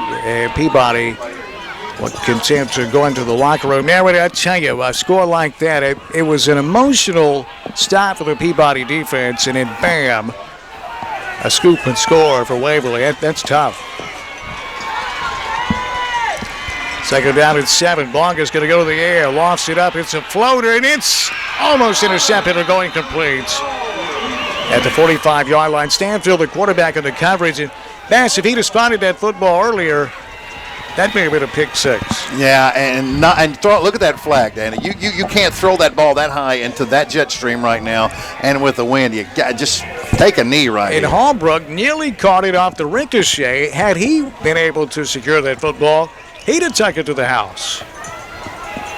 After all that noise, it's incomplete. 3rd down and 7, Peabody from the tie 28. August takes the shotgun snap. He's going to keep it, and he's hammered in the backfield. He'll go down. Is that ball loose? I don't know. Waverly says it is. Waverly's got the ball, guys. Oh, boy. No signal yet. Still, well, now they're saying 4th down. So Okay, Peabody maintains the ball. But, boy, it was a true scrum. And Waverly thought they had the ball. Now Waverly's going to burn a timeout. That's their final timeout. Why not? There's only 4 seconds left. They're going to come after this punt. They've come close a couple of times, Buell, to blocking the punt. They're going to come after it. Cornersville is 15 unanswered points. Now leads Lake County 15-8. And Alcoa's up 7-0. You know, Alcoa's drawn a pretty tough opponent. They're on the road tonight against a pretty darn good undefeated Upperman B football team. We'll go Upperman. Bess, you're talking about taking a risk with Peabody a while ago. I was thinking with the way things are going tonight, just taking the snap from shotgun is a risk, and it turned out that was the case. Totally agree, and then that read exchange right there, such a dangerous one. That's why I was an advocate, literally, of just taking that knee, and they ran a little clock off more than they should have. There's actually 10 seconds left in this half instead of 4. They put 6 seconds back on that clock. And Peabody going to punt it away. Bryce Franks standing. He should get his foot into it near his own 15. Waverly showing they're going to come after it. His snap is there. Franks gets it out of there. High, short. It'll hit at the 50 and take a Peabody roll and die at the Waverly 45-yard line. And that's going to run off the final 10 seconds of the first half. Let's see if the narrator gets a word with Coach Shane Jacobs. Will shoot it down to Richard, the narrator Barber. Here's the narrator with Shane Jacobs. Coach, as we talked before, pregame turnovers are a mess right now. Yeah, this field's in such bad shape now. I don't know. It's tough right there. Eli never fumbles and the ball just slips out of his hand. It's just it's a shame that the game's going like it is right now. It's just a muddy mess down here. Neither team can do anything. It's just it's unfortunate, but it's what we're in, and we're going to have to go through it. We're getting here in halftime and talk it out and see if we can muster some stuff up the second half. We will. We got a gutted group of kids, and they're going to come out. They'll play as hard as they can in the second half. Thanks, Coach. Good luck in the second half. Appreciate it. Well, the good news, Justin, checking the RFC tactical radar, it looks like the rain is almost finished for the night. Yeah, I'm hoping I can move out of here because some of that mess, this is a totally different ball game. You had Hammonds on the fumble there when he was broke open, wide open, headed for the touchdown, and a couple other slips, and the ball's just back and forth. You can't ever tell what's going to happen out here. You never know, you in recite weather. Let me say this. Now, the rain going away will certainly help, but as far as footing and field conditions, that story's already been written. Yes, it could get worse, but right now, it's bad enough. It's going to be an issue the rest of this football game. You just got, and as he mentioned, what do you do? Eli Hammonds makes a great play. He would never drop that football like that, but conditions kind of force that, and give a ton of credit to J.D. Dixon, who got burnt on that play, as you said, Danny, to recover the way he did and get that fumble 35 yards down the field is pretty darn impressive. This game brought to you by RFC Tactical in Milan. It's a superstore when it comes to handguns, when it comes to sport rifles, when it comes to pretty much anything with firearms. And if you're a duck hunter or deer hunter, we've got your favorite gun to use when you hunt, but also we got your camouflage clothing as well, right, Jess? Oh, yeah, that's right. We're direct with Benelli, Browning, H&K, Beretta. We got a little bit of everything in there, and we pride ourselves in having great inventory on solid weapons. You can go into a lot of stores and find a lot of selection of your everyday stuff that every single store has, but we pride ourselves on the upper end, the stuff that you walk in and go, I can't believe they have one of those on the wall. I've never seen one. That's kind of our spectrum that we operate in, and we try to handle good products for the consumers in this area, something that's hard to find anywhere else. RFC Tactical in Milan. We'll talk more with Justin in just a moment about it. We'll take a timeout at halftime. It's 14-7, advantage Waverly. Halftime, state semifinal. Be right back. Steakhouse for 15 years. Yes, we are a national company, but here in Jackson, it's all about local. Our pledge, it's always fresh in the Outback. I'd like to thank you, Jackson, for your help in making Outback Steakhouse in Jackson the shining star of the Outback family. I personally invite you to have dinner with us at Outback Steakhouse, Jackson, Tennessee, 194 Stonebrook Place, or take advantage of curbside takeaway to go by calling 664-9000. That's 664-9000 or OutbackSteakhouse.com. Outback Steakhouse in Jackson. No rules, just right. Raspberry Tire and Service Center has been providing quality car care in Trenton, Tennessee since 1999. Our shop employs honest ASE certified technicians and mechanics, and we use the latest technology and equipment for our repairs. Because we are a certified Napa Auto Care Center, we're able to provide the benefits of an established national company while offering the personal touch of a local business. We understand that your vehicle is a major investment, and that is why we care for each customer's vehicle as if it were our own. Please be sure to go to raspberryservicecenter.com. Shop Specials section for our current promotions and specials. Raspberry Wrecker Service since 1982. Small, medium, and heavy wreckers available and on call 24 hours a day, 7 days a week. Call Kyle at 855-9438 or 487-1947. Day or night, one call and you're hooked. Raspberry Tire and Service Center, 2216 U.S. Highway 45 Bypass South in Trenton, Tennessee. Choose the best one. When it comes to choosing the right tires for your vehicle, we want to make it easy for you to choose the best one. At Best One Tire, we have thousands of passenger and light truck tires in stock, including Michelin, BF Goodrich, Uniroyal, Bridgestone, and Firestone. When you buy your tires from Best One Tire, you'll receive free nitrogen inflation. And we rotate and balance your tires free for the life of the tire. Also, with every free tire rotation, we do a free brake inspection. In addition to tires, we offer oil changes, wheel alignments, and complete brake service. We want your business for generations to come. Your family is our family at Best One Tire. Let us put you safely on the road. Call us at 660-4072. Best One Tire, just off Highway 412 at the Country Club exit, just down from 84 Lumber, and at 1180 South Dupree in Brownsville. Best One Tire.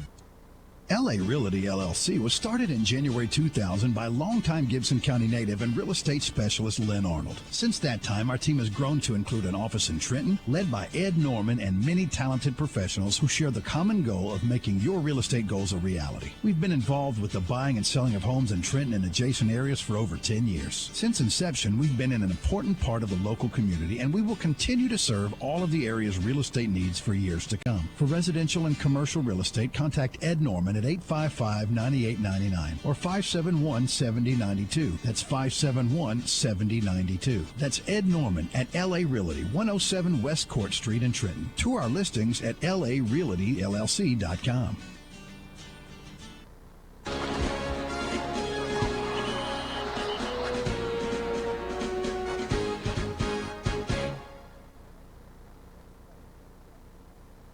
Legal problems don't always arise Monday through Friday, 8 to 5. When you need an attorney, you need them now. This is Bradley Owens of Hardy Martin & Owens Law Firm. Add my cell number to your contacts. 234-2400. That's 234-2400. At Hardy Martin & Owens, we handle all types of legal problems, including personal injury, workers' compensation, divorce and family law, estates, and criminal defense. With offices in Jackson and Trenton, let Hardy Martin & Owens handle all your legal needs. 424-2151 or on my cell, 234-2400. Tipping the scales in your favor. Do you have cataracts, glaucoma, or any form of eye disease? Yeah, we're back, Mike.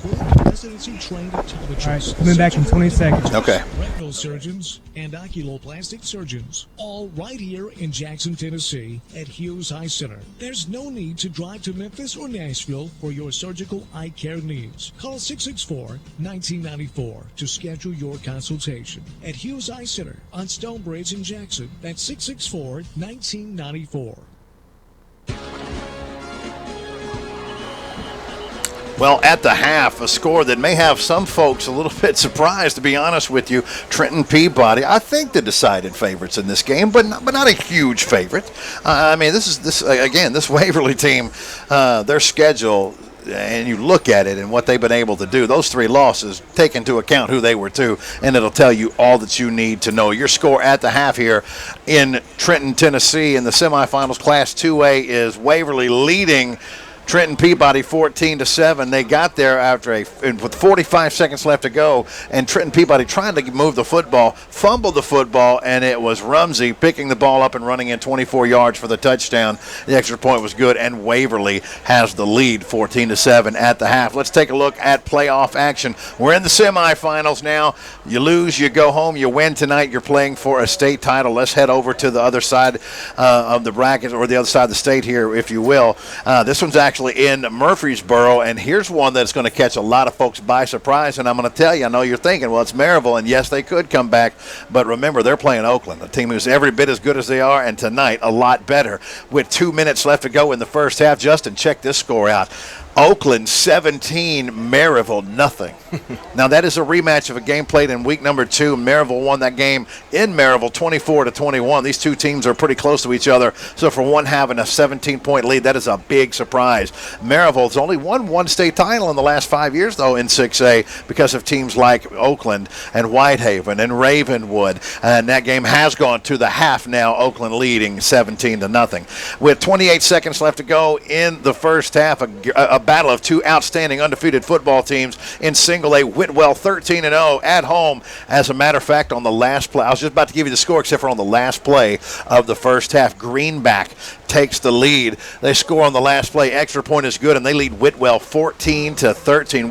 Whitwell was down 2 or 3 touchdowns last week at home against South Pittsburgh in the fourth quarter and came back and won that football game. In the third quarter, a little bit of a surprise here. Most people thought that the defending 5A state champs were the team to beat in this matchup of Knoxville teams, but right now it's the Knox Central Bobcats leading Catholic 24-7. Boy, here's maybe, we know that Alcoa probably dominates a classification more than any other team. But if they have an equal, it's Greenville and what they've been able to do with 4A. If this tells you anything, second quarter in Nashville at Maplewood, 12-1 Maplewood trailing Greenville in the second quarter, 35-8. That's how good the Green Devils are. Even if Haywood wins this game, you're going to have to convince me that they're not playing for second, because Greenville is just on another level, but you never know. Meigs County and Trousdale knocked up in a good one. The Yellow Jackets, Trousdale County, the home team, leading Meigs County, the number 1 team in 2A in the state, 13-0 on the season. Your score at the half, Trousdale leading Meigs 20-14 at the half. The Upperman Bees, undefeated on the season, taking on the Alcoa Tornadoes, the defending 3A state champions.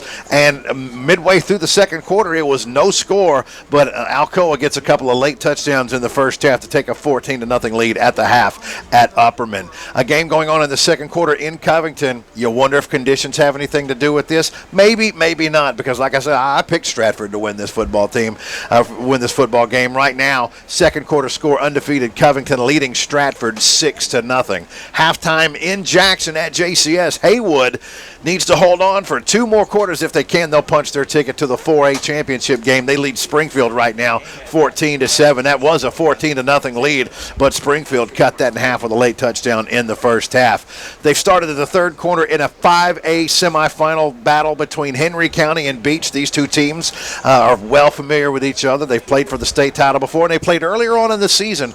This was also in week number 2, and it was Henry County knocking off Beach in that game 14-7.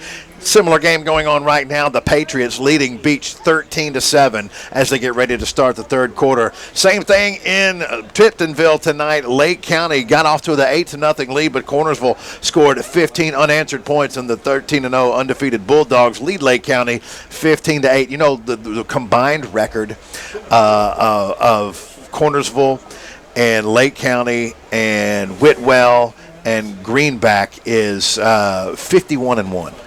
Lake County, the only team left in single A that's even lost a game this year.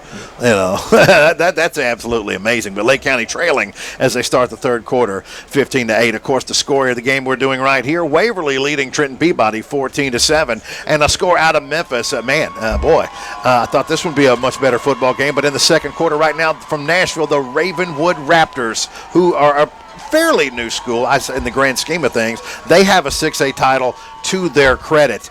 They lead Whitehaven. They lead the Haven in Memphis 17-0 at the half. And Dave Thomas wants me to make sure that you know he calls them America's team, the Mayfield Cardinals out of Kentucky, his alma mater, leading Walton Verona 38-7 in the semifinals in the KHSAA fourth quarter score. Mayfield leading Walton Verona. So there you go, Dave. Don't say I never did nothing for you. Our score at the half, Trenton Peabody trailing Waverly Central 14-7. A ticket to Cookeville on the line. Justin Scott from RFC Tactical with me. Justin, what did you see in the first quarter, or in the first half? Well, it's just a muddy mess. I think when it comes down to it, it's whoever can keep their hands on the ball the best. It looks like both offenses could have executed several times there, and looked like the defenses were overpowering it. And it's just going to be a struggle on who can keep the driest hands and handle the ball the best, it seems like. It is. I totally get and I totally see schematically, playmaking, effort, coaching, and all these other things. I think Trenton might be a better football team, but I totally see why Waverly is where they are right now. This is a good football team. Absolutely. There's some playmakers on the other side of the ball. And, I figured they had to have a little bit of talent to come back and play the schedule they did and win as many as they have in a row. It looked like they picked up their momentum after the first 4 or 5 games and just went to rocking. But I'm with you. I think athletically maybe we got them a little bit, but, the great equalizer is the weather right now, and just remains to be seen for the second half. I think you're going to have to scratch, because when we've seen Peabody go to the air for the most part, other than that swing, other than that about 10-yard swing pass, they've been isolated. Look, and I get it, because you got man coverage and you're isolated on your go route. You say, okay, I'm going to trust my guys to make a play. Bogus is more than capable, but this weather is the equalizer. It is shooting that ball either too far or knocking it down. And even when his receivers have a step, they're having to wait on the football. The defense is able to recover. I'm scrapping that right now. If I'm going to throw the football, I'm going to go the intermediate route. And I get it. There's more congestion right there. The middle of the field is all clogged up. But that has not been successful at all for Trenton Peabody. And to me, it keeps them behind the sticks. Well, the powerful running game, but, Dixon and Bogus can make people miss. You've got to use what's gotten you this far. And the passing game has not gotten you here. Dixon's so big and strong, and you've got little Wilkins, number 8, man. I was going to ask you, does he have a carry in this game? I don't remember that Wilkins has a carry. I saw 2 or 3 times he's touched the ball, but he hadn't really gone anywhere because there's such penetration up the middle. He's a cannonball when he runs, and you got to go back to power running and try to dominate the second half. You don't have much else. At least you got the wind at your back now, maybe. Well, and remember, Waverly's running a 5-man front, and they are dead set. You are not going to just gash us, in between the tackles. Had an accident in Jackson, downtown. Ricky Brown and his network of traffic spotters about 15 minutes ago. Sorry, we're getting it a little bit late. But it's a 45 bypass southbound at Union University Drive. 2 vehicle accidents, no injuries. JPD was on the scene, slowing traffic, but the lanes were not blocked. That should be cleared up by now. But if you're out there, let us know. Text us on the Old Town Spaghetti Store text line 277-5155. Mitchell's Body Shop. You've already had one accident. Don't have another. Choose Mitchell's Body Shop. 427-6446 for all your collision repair needs. 427-6446. We'll take a 60-second timeout and come back for the second half. Right now it's Waverly leading Peabody at halftime, 14-7. On Jackson's News Talk, 101.5 and WNWS.com. What? 30 seconds to tell them about Rockin' Dough Pizza? Here goes. Try Rockin' Dough's ZZ Tots, shredded potatoes, cheddar, Havarti with a sriracha aioli. Or the Blues Burger, blackened beef, blue cheese, arugula with truffle mayo and a balsamic reduction. The Cuban Grinder with pork, ham, Swiss, pickles, garlic, basil aioli, and a grained mustard. The Super Freak Pizza, my favorite. White sauce, spicy Italian sausage with caramelized onions and honey. And their fantastic Sunday brunch. Rockin' Dough in the Jackson Walk Plaza, a slice of the good life. Masterfit Medical Equipment is on a mission, and that mission is to serve everyone with premium medical equipment at savings you wouldn't find elsewhere. At Masterfit, we represent over 200 medical equipment and supply manufacturers and over 90,000 products, with much of it in our warehouse right here in Jackson. Defibrillators, monitors, EKGs, pumps, sensors, and more. So when you need more affordable medical equipment, call Masterfit Medical Equipment at 554-1223.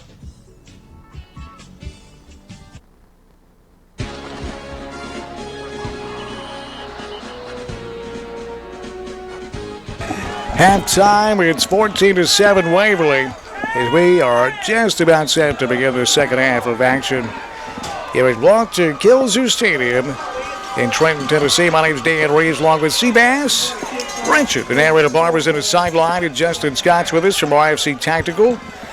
You can watch the game at WNWS.com. Paul Schulze, Lawson Manworthy Road Studios, and our thanks to Michael Osborne at News Sock World Headquarters, supervising, and Michael King producing and directing. A lot of people to make it happen, Buford's. Whole bunch. Whole bunch. We're just a couple of dudes. Kick it off for Peabody, Bryce Franks. Yeah, I'm afraid Mr. Dixon standing back there waiting for the foot, and Bradley, both of them can take it to the house. Frank's kickoff is a ground ball that's off the front man, and Peabody has it. Oh, boy, guess who come up with that one? And what a way to start the second half as Desmond Tyler recovers it. Bryce Franks just hit a line drive, and it went off right off of one of the Tigers near midfield. And Tyler was right there to cover it up. So Peabody with the first big break of the second half, and it comes on the second half's kickoff. 11:56, only 4 seconds off the scoreboard clock. And Peabody takes over first and 10 in midfield. Big break. Here's Bogus out of the shotgun. He's going to run it over left tackle. Bogus skips the tackle at the 45, 40, 35, 30, down the sideline, 20, 10, 5. End zone. Touchdown, Peabody. Holy moly. 49 yards. Listen to this Peabody crowd. You talking about coming out of the locker room. How about Bogus, who sidestepped a tackle at the line of scrimmage, then turned on the Jets and sailed down the sidelines for a 49-yard touchdown run to start the second half. Boy, you talk about a backbreaker, but patient run by Bogus that time. He waited for it to unfold, and he did the rest with that speed. Peabody short a man here on the extra point. How does that happen? They need a kicker. I mean, wow. Franks is not out there, so he may be injured. So Isaiah Hicks in. And they're going to, the play clock nearly expired. Timeout, Peabody. Let's go down to Richard, the narrator Barber. At least I think Franks is a normal kicker on extra points. Well, I don't know who the normal kicker is, but the kicker that didn't get on the field is getting coached up real good by Shane Jacobs right now. Well, it's an opportunity to coach a player. And wouldn't want to be that dude. How about that run by Cooper Bogus? Peabody's an extra point away from tying this game at 14. Peabody took a 7-0 lead, but then a 14-0 run by Waverly. They scored on offense, and they scored on a scoop and score from 10 yards away defensively. But Bass offensively, Waverly had 2 drives that penetrated the 30-yard line and then turned the ball over. So Hicks in to attempt the extra point and try to tie this game. The snap, place, and the kick, all perfect. And with 11:45 left in the third quarter, Peabody has tied the game up on the first play from scrimmage in the second half. Cooper Bogus, 49-yard touchdown run. And we're tied at 14 on Jackson's News Talk, 101.5 and WNWS.com. Phelan Estes Insurance is an independent agency serving clients in Tennessee. The agency offers prompt professional service for auto, home, business, and life insurance coverage to its customers' needs. We're a part of the local community. Phelan Estes Insurance Agency offers auto, leisure, homeowners, business, renters, life insurance, and more. Get in touch with our friendly staff today at Phelan Estes Insurance Agency, 118 East Eaton Street. Trenton, get a quote today by calling 855-2813. That's 855-2813 for your trusted hometown insurance agency, Phelan Estes Insurance in Trenton. Open Monday through Friday, 9 to 5 p.m. Bryce Franks here to kick off for Peabody for the second time in 15 seconds in the second half. This time it's a high pop fly. It's on the ground at the 30, at the 27, and it's. I thought it was loose again, but it's not. I mean, that ball hit at the 27 and just stuck in the mud, and we got an injury. And it looks like it's the man that recovered the first kickoff. It hasn't been Tyler. Let's see. Oh, yeah, Danny. This he took a wicked little hit going down towards the ground. I think he may have hit a leg or something like that. Tyler on his feet. He's going to make his way off the field under his own power. Let's go down to Richard, the narrator Barber. He's in a sideline narrator. Man, you don't see that happen very much on that kick. Got a little air under it. When it come down, it just died right there. Never moved. Peabody had a shot at the ball. What a big turnover that would have been. But you got to give this Peabody special teams some big ups there. Getting that turnover, then the offense sticking the tie this thing up. Well, this is where Peabody can force the team to unravel. We've seen it happen. First and 10 Waverly from their own 27. On the ground, they work left side from the 27, crossing the 30, and tackled at the 33-yard line. It's pick up right at 5, maybe 6 on first down for Waverly. Yeah, they haven't had a whole lot of success with Montez Bradley. He's a big physical running back, but he hasn't been able to hold on to the football. That time he did, and you can see his power. Hernandez in on the tackle. Here's Waverly again with some move. To the 40, to the 45, crossing into Peabody territory along the far hash mark, and all the way down to the Peabody 46 before they finally get Bradley off his feet. He rips off 27 yards, and a Tiger first down, breaking tackles and bouncing outside along those numbers. Well, when you factor in him, Stanfield, and Dixon, they got 3 premier playmakers if Bradley can continue to run like this. Marquavius Parks makes the tackle for Peabody. First and 10 Waverly, just like that, into Peabody territory at the 47. Back to the ground, working near side. It's a fumble, but it goes out of bounds after the hit from Jarrell Dixon. He separated the ball carrier from the football, and that ball, as you can watch this, as the quarterback kept the football, it's Stanfield. Here comes Dixon, bam, and that ball just squirted right out of his arms and out of bounds. That's because Dixon lowered his head, and the contact, he put his helmet straight on that football. There was no way he was holding on to it. A gain of 2, it turns into a loss of 2. Second and 12, Waverly at the Peabody 47. To the ground, working left side. They got him caught at the line of scrimmage. And he'll fight back to the original line, so that's a gain of 2. It'll be third down and 10 for Waverly. Now, that defensive front for Peabody now getting a lot of penetration. Well, and the linebackers are playing great again. That play right there, that's Jaime Hernandez, who sheds 2 blocks, gets up there, and holds on till the cavalry in the form of Albie shows up. But for my money, Jaime Hernandez and Gerald Dixon are the 2 guys on this defense who have really shown up to play tonight. Big Wilson also causing some trouble. Third and 10 for Waverly from the Peabody 47. 9:50 left in the third quarter. We're tied at 14. And timeout Waverly. Oh, boy. Wow. I mean, we've seen it before. It happened at TCA. They led 7-0 at halftime. And it was 7-7 with about 4 minutes left in the third quarter. Before the quarter was finished, it was 27-7 Peabody. They can put a lot of pressure on a team. Well, they can. They're so talented, and once they get some momentum going, it just kind of breeds itself, and that's what we saw happen at TCA. It's happened more than once this year, and just take care of the football. Their talent, their coaching can win this football game. Hardy, Martin, and Owens. 234-2400, 234-2400. That first consultation is free. Hardy, Martin, and Owens, 234-2400. Also, Ed Norman with LA Realty on the Court Square. Call in at 855-9899. And Tennessee Tractor, success through innovation. Third and 10 Waverly from the Peabody 47. Stanfield, the QB in shotgun. 2 wide receivers. Here's Stanfield rolling to his right. Now throwing back across his body with a screen set up that's going nowhere. Played beautifully by Peabody. And a 3-and-out. But, pardon me, not a 3-and-out, but after getting to Peabody territory, this drive stalls as Bryce Franks makes the tackle.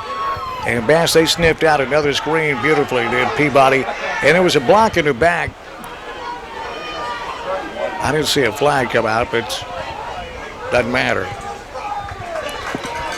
Dixon will punt it away for Waverly. Should get his foot into it near his own 42. As Dixon's punt, it's a low line driver going to hit it at the Peabody 20. Roll inside the 15 and roll all the way down near the 10-yard line. So, narrator, we've seen punts that have some hang time and some height to them just hit and stick in the mud. That time Dixon hit another low line driver and got a nice roll. He's going to end up getting a 37-yard punt out of that, and Peabody will start inside their own 10. Yeah, in order to get a roll, you're going to have to keep that ball low, just kick the line drive. You get it up high, it sticks like a long dart, dog. Well, if hang time is your thing, tonight's not your night. I mean, what's the hang time on these punts? About a second and a half? Rain still coming down, not quite as hard, but it's still coming down here at Peabody. 1st and 10 from the 9. Vargas going to keep it working left side from the 9. He'll cross the 10 and go down at the 11, so it's a gain of 2 on 1st down for Cooper Vargas. Well, that time one or two of the offensive linemen, actually one of the pulling offensive linemen, a little bit tardy there, missed his block and forcing the play back inside right into the flow. Good job by Waverly. Waverly's better. I mean, I know the conditions are what they are, but they look a little better than I anticipated defensively. They've given up a lot of points this year. They have. That's why I'm a little surprised. We still got 8:22 left in the third. Peabody can still explode. 2nd down and 8. They work right side on the ground from the 11, crossing the 15 to tackle at the 16. On the carry for Peabody this time is Dixon. It'll be 3rd down and 3 for the Tide from their own 16. Just inside of 8 minutes left, third quarter. Peabody with the advantage. You can see the rain coming down. It's picked back up again. Yeah, would you not mention it lightening up again? Sorry, narrator. 30. It's a snap over Vargas' head. He's scrambling for it back near the 5, and Vargas able to recover it. But oh boy. Oh, and there's a late flag coming in. After the whistle had blown, is this going to be on Waverly or Peabody is the question. That can't be but one thing. Yeah, this has got to be on Waverly. It's going to be a personal foul. There's no other possible call. I don't know. Let's see. Personal foul. Hit to the head. It's on Waverly. So that's why Vargas reacted, because they hit him in the head. I don't think that comes with an automatic first down, though. And I don't think it's going to be enough for a first down. I mean, you know, the kid's going for the football. There was absolutely nothing. It's just one of those things. One more look at that if we can get the guys in the truck to roll that back. We get another look at that, fellas.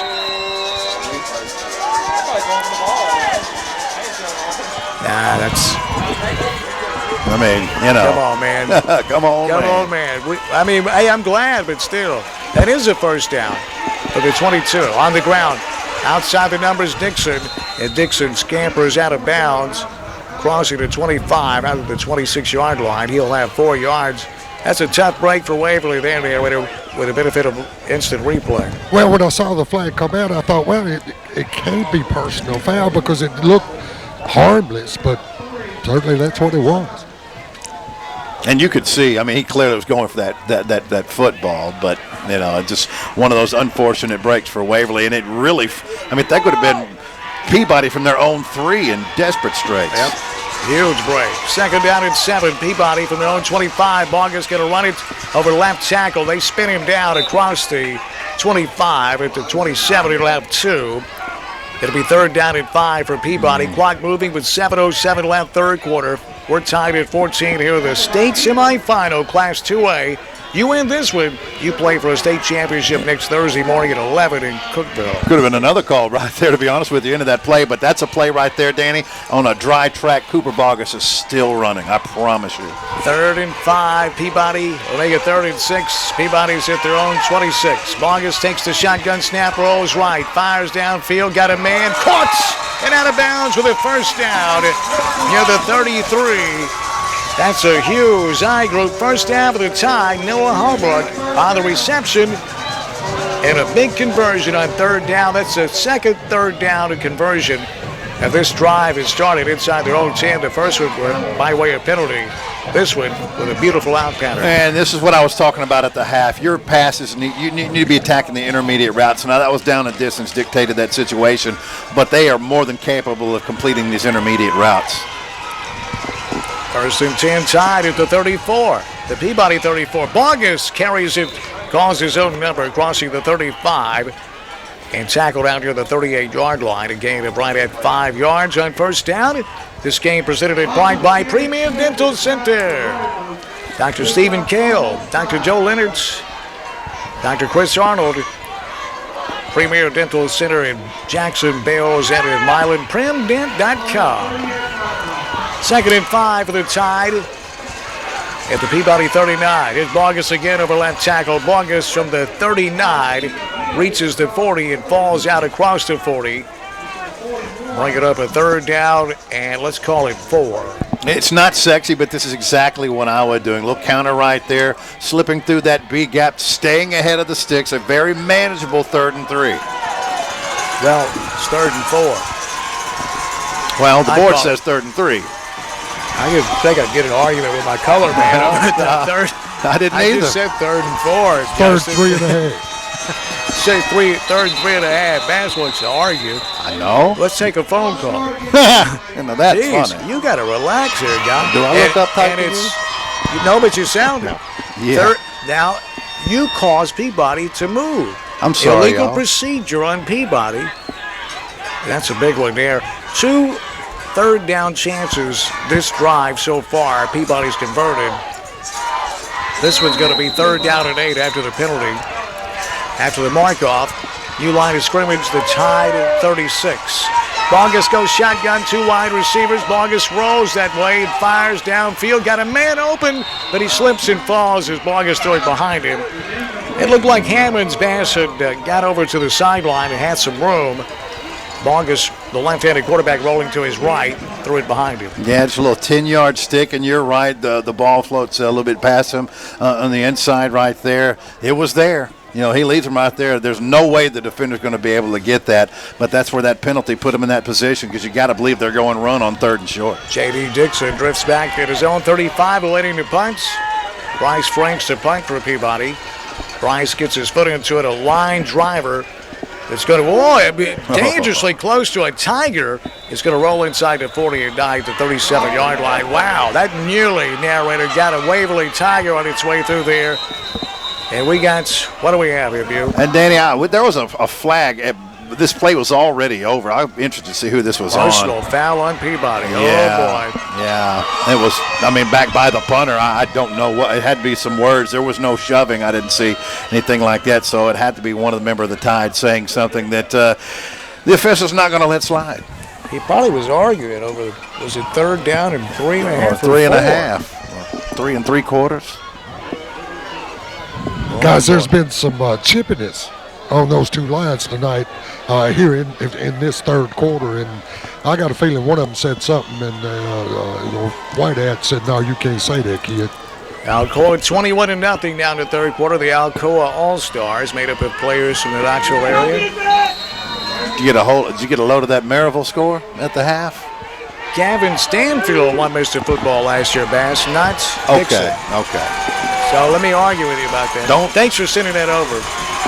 Dixon's up for it this year. And Dixon, Dixon's up this year.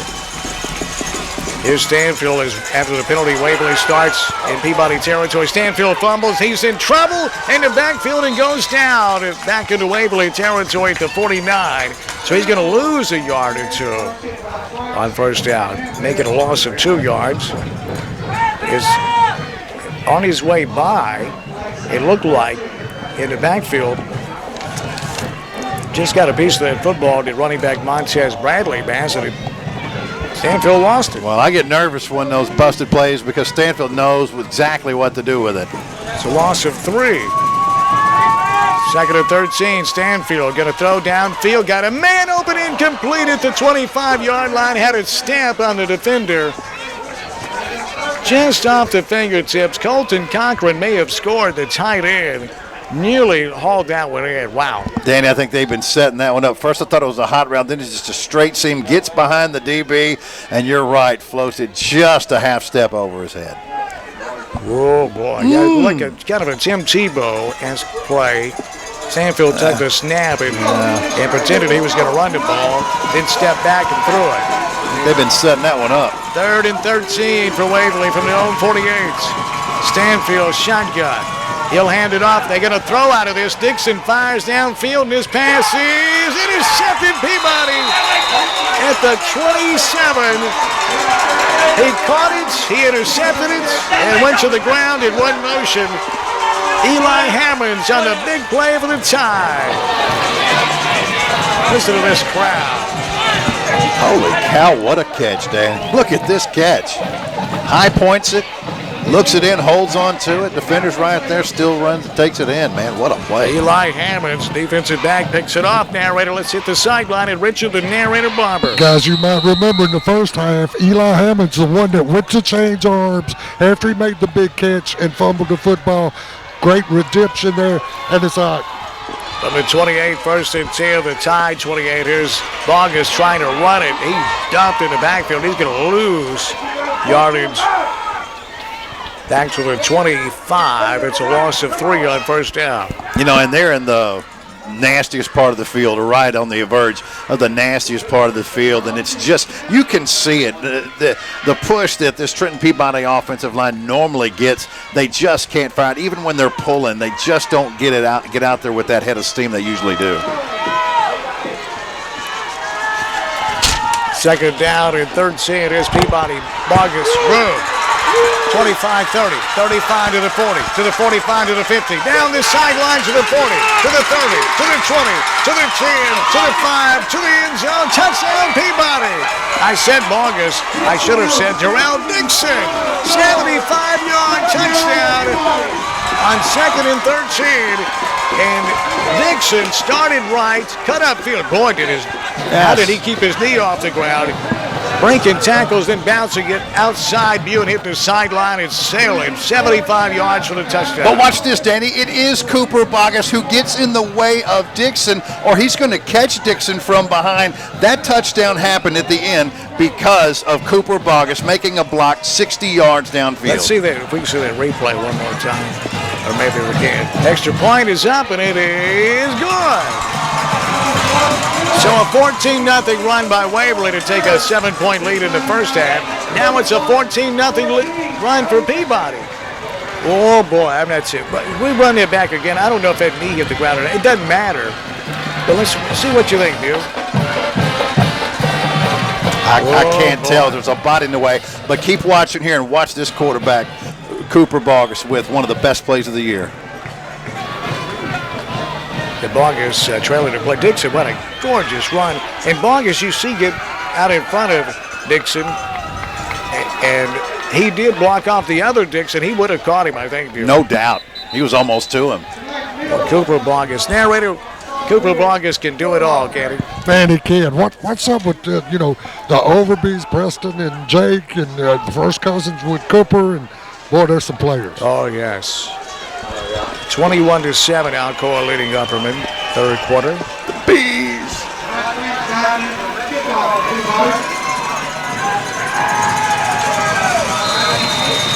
So here's Peabody kicking off for the 3rd time in his 2nd half. It's a line driver going to roll inside the 30. Scooped up by Waverly and dumped at the 26-yard line. Well, what do you think? Justin Scott with us from RFC Tactical. The Tide, they've turned it around again in the 3rd quarter. I tell you what, I tell you who impressed me most. I love the block by Cooper Bogus right there, but Eli Hammonds on the little jump pass, the Tebow-esque play we talked about. Right. The cornerback got beat when he tried to pick it up right there, and Hammonds coached him up on the field, got in his face, and said that was yours and owned it, and the very next play intercepts it to give Peabody the advantage. That was amazing. Little things carry a lot of weight in big games. 1st and 10 Waverly for their own 26. Trailing 21-14. First time they've trailed tonight. On the ground is Dixon, I believe, on 1st down. Pardon me, on the carry was actually Montez Bradley, he'll move from the 26 out to the 28. It's a gain of 2. We hit the sideline, and Richard, the narrator, Barber. Back to that Vargas Terrell Dixon touchdown. You know, a quarterback would be thinking, once I get rid of the ball, I ain't got no business downfield. There's nothing I can do. It's just not the way Vargas thought. I mean, you just don't see that, guys. You don't see that happen on any level. Every guy we've named is a junior. Everyone. 2nd and 8. Waverly from their own 28. 2:40 left, third quarter. 21-14 Peabody.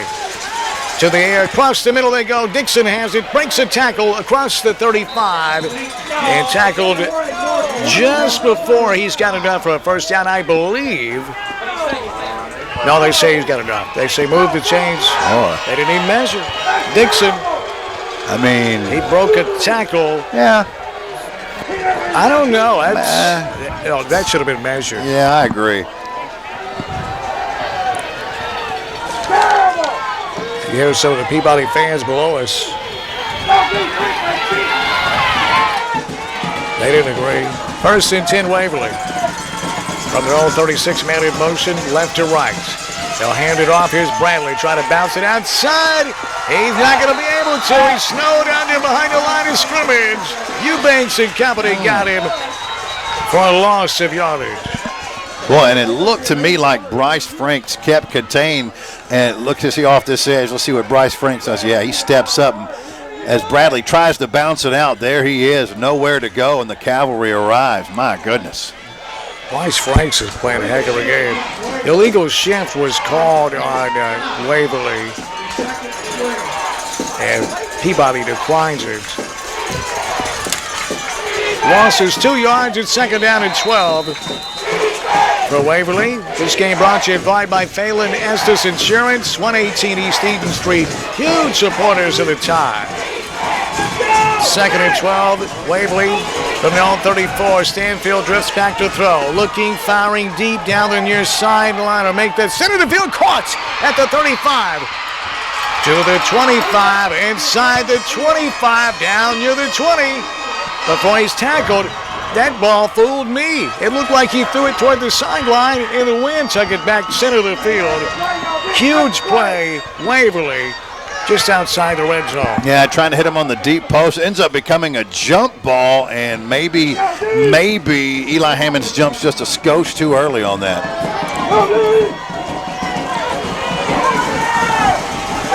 1st and 10, Waverly. The Peabody 22. Here's Bradley on the ground inside the 20 and down to the 16-yard line as we hit the sideline at Richard, the narrator, Barber. Yeah, Bass, I agree with you. Looked like Eli had a play on the ball, but it became one of those 50-50 balls, and you just got to give the Waverly receiver credit for that. Bradley on first down has 5. It's 2nd and 5. Waverly at the Peabody 17. 47 seconds left, third quarter. Waverly down by 7, but on the move. Stanfield goes shotgun with 2 wide receivers. He'll go to the air, got a man open underneath, has it.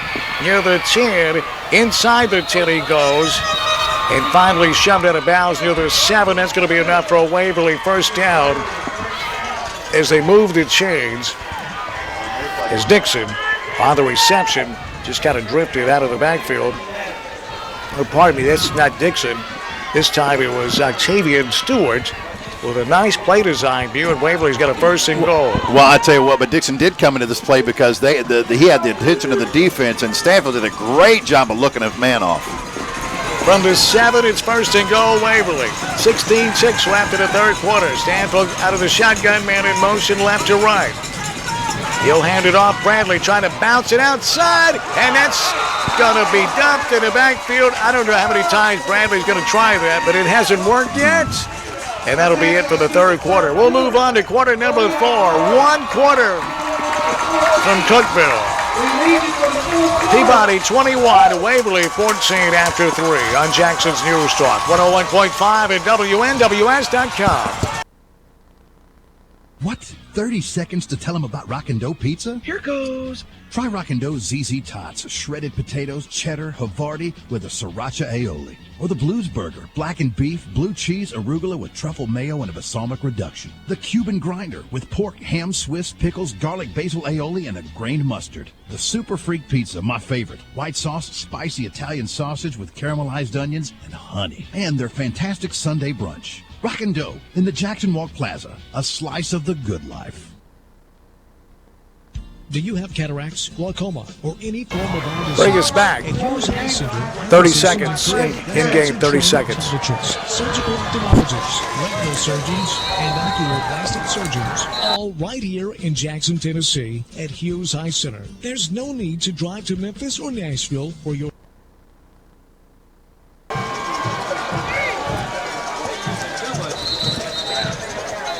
We move on to the fourth quarter. It's 21-14. Peabody with the advantage over Waverly. Thanks to the Hughes Eye Center, we'll get back to that. 112 Stonebridge in Jackson, the best in medical and surgical eye care. Dr. Matt Hughes, Dr. Casey Davis, and Chief LASIK Surgeon Dr. David Underwood. Dan Reeves, Seabass, Richard, the narrator Barber, Michael King, Paul Schulze, Lawson Man. Second and goal from the 9 is Waverly. And they're going nowhere. It'll be third and goal from the 10 to make it 11. Paul Schulze, Lawson Man, Justin Scott from RFC Tactical, and Michael Osborne, all with you tonight from Peabody.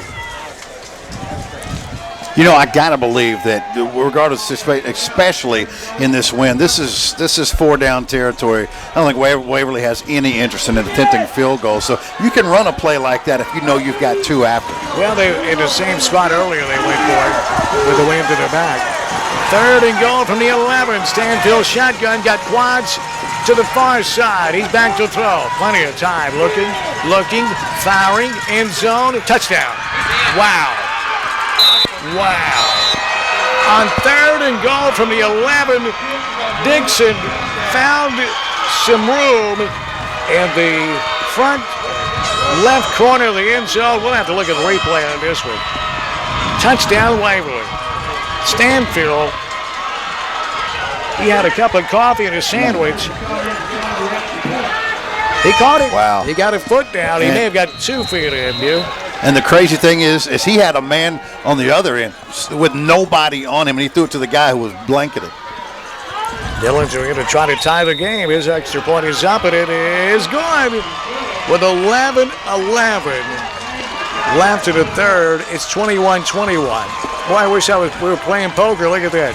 21-21, 11-11. Man, and 2 11s at the bottom. It was third and 11 from the 11. Jeez, Susie. Quads. Narrator, I tell you, looking at this RFC tactical replay, I know that a couple of Trent defenders were lobbying that he was out of bounds. That was a great catch by Dixon. I think he had 2 feet in. Yeah, he did. It happened right in front of me, guys. Ooh. And I just turned around and looked at the guy standing next to me for what a catch. What a catch, Bill. Wow, it certainly was. What a throw. There wasn't a lot of room down there. Yeah, you talk about confidence, though. Look at this man up top, Danny. Look at number 10. There's absolutely, literally nobody over there. But that's the trust that he has with Dixon. All the reps, all these years that these two guys have completed and worked together. That's called trust, that your guy's going to make a big catch. And I'm going to tell you something else. These officials they take their fair share of criticism. He had to make that call in a split second. Yeah. He got it right. Waverly kickoff's a high pop fly, and it's on the carpets, covered up by Peabody at the 35-yard line. Recovered after he got away from him was Tristan Cook. The sophomore, so here we are, Waverly with a big answer to tie this game at 21. It was 7-0 Waverly in the first half, or make it 7-0 Peabody in the first half. Then Waverly with 14 unanswered points to take a 14-7 lead into the locker room. Third quarter, it was Peabody with a 14-0 run to take a 21-14 lead. Here in the fourth quarter view, Waverly scores first, and we're tied at 21. Just trading punches in the middle of the ring. First and 10, Peabody from their own 35 on the ground, straight ahead. a yard. That's it. We hit the sideline. Richard, the narrator, Barber after the Dixon carry. Well, guys, with less than 11 minutes to go here in the fourth quarter, here's where the legends are made in your local high school. This is where somebody's got to step up, make the play that's got to be made, and 20 years from now, people will be talking about it. Oh, he's so right about that. In these small towns like that, night like tonight, things go right, you'll never forget it. 2nd and 10 from the 35. Here's Bogus rolling right, throwing downfield, got a man open, caught at the 45, makes the move inside to the 50, and tackled at the Waverly 48. That's a Hughes High Group first down on the reception. Noah Holbrook and the Tide are in Waverly territory with a gain of 18. I told Justin during the halftime, guys, the way to attack this Waverly team through the air is not with these straight goes. You're not completing any of these. It's the intermediate routes, and Bogus has been perfect, except for that one throw in the third quarter. He's been perfect. Clock is ticking down to 10-12 left in the game. We're tied at 21. Here's Peabody on first down. Bogus runs left tackle with room. 45-40, 35-30, 25-20, 15-10, 5, touchdown! Cooper Bogus has done it again. Bogus. He escapes a tackle, and then he outruns the defensive secondary again to the end zone. Look at Bogus working over left tackle, and that lead block over there that sprung him, and then even in this slop, Bogus able to outrun the secondary, including Dixon, to the end zone, but Jarrell Dixon, Bass, with that lead block, sprung his quarterback, and the Tide with the extra points take a 28-21 lead, but 9:58 left in the fourth quarter on Jackson's News Talk 101.5 at WNWS.com. Do you have cataracts, glaucoma, or any form of eye disease? At Hughes Eye Center, our physicians include residency-trained optometrists, surgical ophthalmologists, retinal surgeons, and oculoplastic surgeons, all right here in Jackson, Tennessee at Hughes Eye Center. There's no need to drive to Memphis or Nashville for your surgical eye care needs. Call 664-1994 to schedule your consultation. At Hughes Eye Center on Stonebridge in Jackson, that's 664-1994. Well, we got an old commercial running there. The Hughes Eye Group at 112 Stonebridge in Jackson. The best in medical and surgical eye care. Dan Reeves, Seabass, they're at you. The narrator, Barber, the sideline. Michael King producing and directing. Paul Schulze, Lawson Man on digital TV side at WNWS.com. You can watch the game. And Michael Osborne along with Justin Scott from RFC Tactical. There's Peabody kicking off. It's going to hit at the 18, scooped up into 15, 20, 25, 30, to the 35, to the 40, and then ushered out of bounds across the 40. A nice kickoff return by Montez Bradley. And Waverly with nice starting field position. As we hit the sideline narrator, the field conditions are deteriorating rapidly, huh? Narrator? I'm sorry, checking on our buddy Michael Odom. He got hit. Well, oh, man. Well, just move him to the side, narrator. You're on the clock. He'll be okay. He'll be all right. 1st and 10, Waverly from the 41. Stanfield in the shotgun, play action, drifts back to throw. Set up a wide receiver screen, has it complete, but going nowhere because of Eli Hammonds, who played it beautifully. Peabody got burned early on that wide receiver screen. Colton Cochran, that time, Bass made the catch. He had nowhere to go. Yeah, Eli's made some big plays. Think about that interception in the third quarter. Now just a nice stick on a nice receiver. 2nd and 9, he picked up a yard. Waverly at their own 42 with 9:17 left in the game. Play clock at 15. Stanfield play action, drifting back to throw. Firing deep down the near sideline. It's a pop fly, intercepted Peabody at the 33, to the 35, and out to the 40. The interception, Noah Holbrook. And Bass, that time Waverly's quarterback Gavin Stanfield didn't get anything on that throw. The ball is wet, and it just was a pop fly. And an easy INT for Holbrook. He just picked it right out of the air. Nice play by Noah, and he brings it back to the tied 40. And I'm not really sure what he saw. At best, especially into that wind, throwing that ball up there like that, at best, you're 50-50 right there. They didn't have to do that. So Peabody now going to try to put this game out of reach with 9 minutes left, up by 7. Here's Bogus. He'll run it over right tackle. Not much. Maybe a yard, and that's all, as we have the sideline and Richard, the narrator, Barber. Yeah, guys, I'm not sure what Waverly was thinking there trying to throw that ball in the wind. You could see Old Glory standing straight out. Wet ball, can't get anything on it.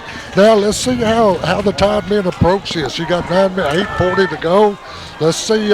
Certainly you don't want to take a risk, but you don't want to sit on the ball either. Well, more importantly, how's Michael Odom? Well, he's up right again. 2nd and 10. Here's Peabody. Bogus works left tackle. Same results, or maybe not even as good.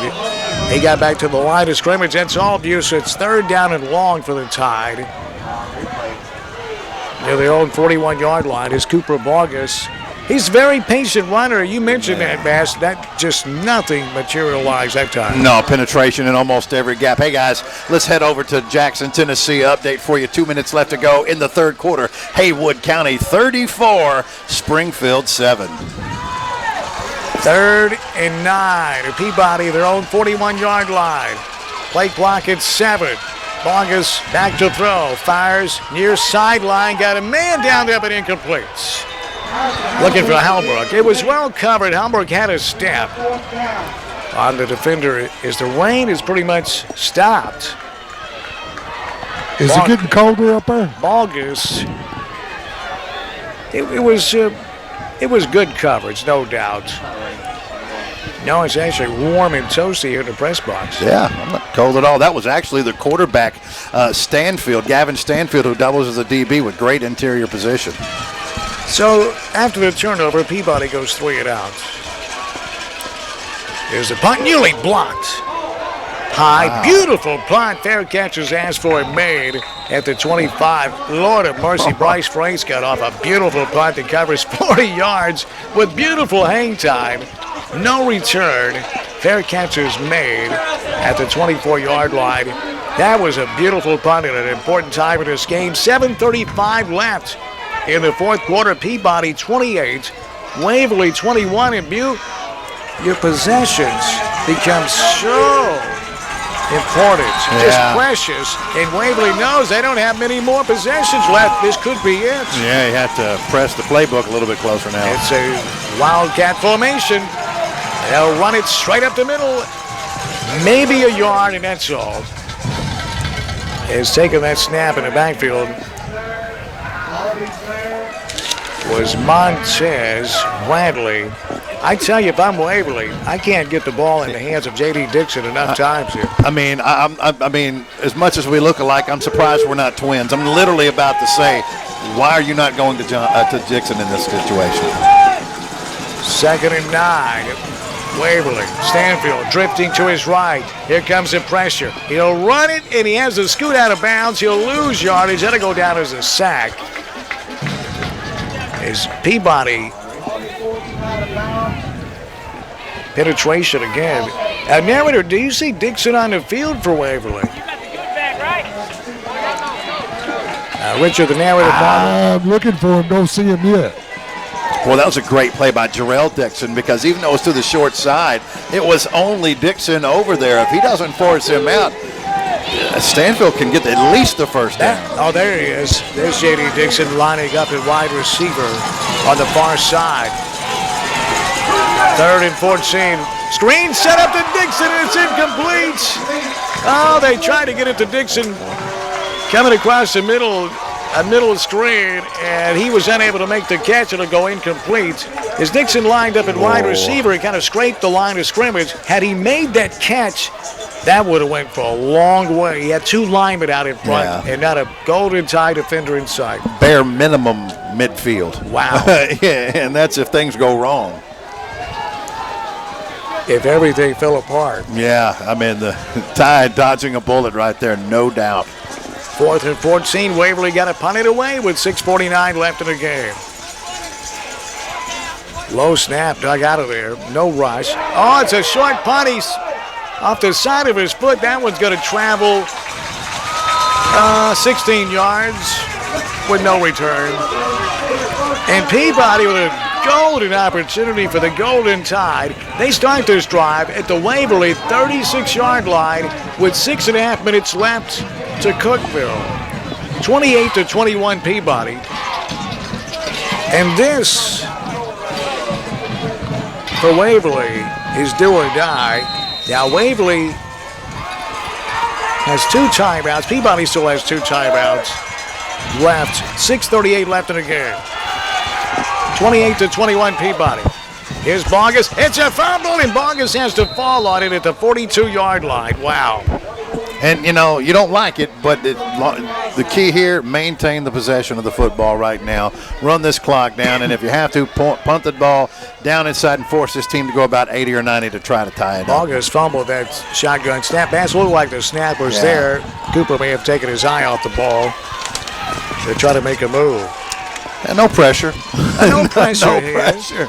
Clock rolling, 6:09 left in the game. That loss back to the 42-yard line. That's a loss of about 8 yards. And I love what Coach Jacobs is here. They're sitting there still in the huddle with 20 seconds left to go in the play clock. There's absolutely no reason to snap this football until you simply must. The 2 wide receivers here on the near side. Now they break the huddle with 12 on the play clock.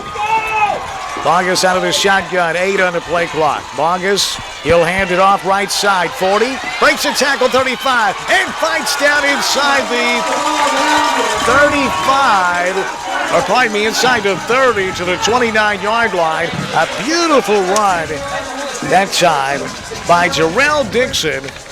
Dixon picks up 14 yards, so it'll bring up 3rd down and 4 for Peabody at the Waverly 29-yard line. That was a beautiful, strong run, Bill. Yeah, and look, you got 2 plays to get this 3 yards. But I'll tell you what, you think that Waverly didn't know that was going to be a run when the receivers weren't even in the huddle?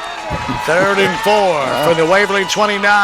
Back to Dixon. First down, 25, 20, 15, 10. Tackled inside the 10 at the 8. Dixon rips off 21 yards. And another Hughes eye group. First down for Peabody. As Dixon is trying to run Peabody all the way to Cookeville with 4:52 left in the 4th quarter. Well, you give the ball to the horse, man. 6'2", 245-pound junior, one of the best players in the state. When you need the big yardage, when you need to chew this clock up, you give it to 4. Well, narrator, it's no fun tackling him in the 1st quarter. It's certainly no fun in the 4th quarter. Play clock at 10. 1st and goal from the 9 for Peabody. Bogus goes shotgun, 2 wide receivers far side, and Jacobs going to have to call a timeout. The play clock was down to 2. Okay, 4:23 left in the 4th quarter, 28-21. Peabody with a lead over Waverly. Here, Bew and Peabody. 4:23 left.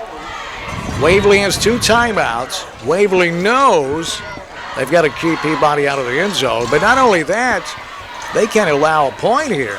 No, you're absolutely right, and you look at it. You certainly want to get in the end zone, but look for Peabody, if nothing else, to position themselves with this football in the middle of the field. And by the way, guys, we got to pause 1 second, Bew, for station ID. That's 0108 station ID for our stations west of the Rockies. It's same thing, 0108 for our stations up in Canada. 0108 in Mexico.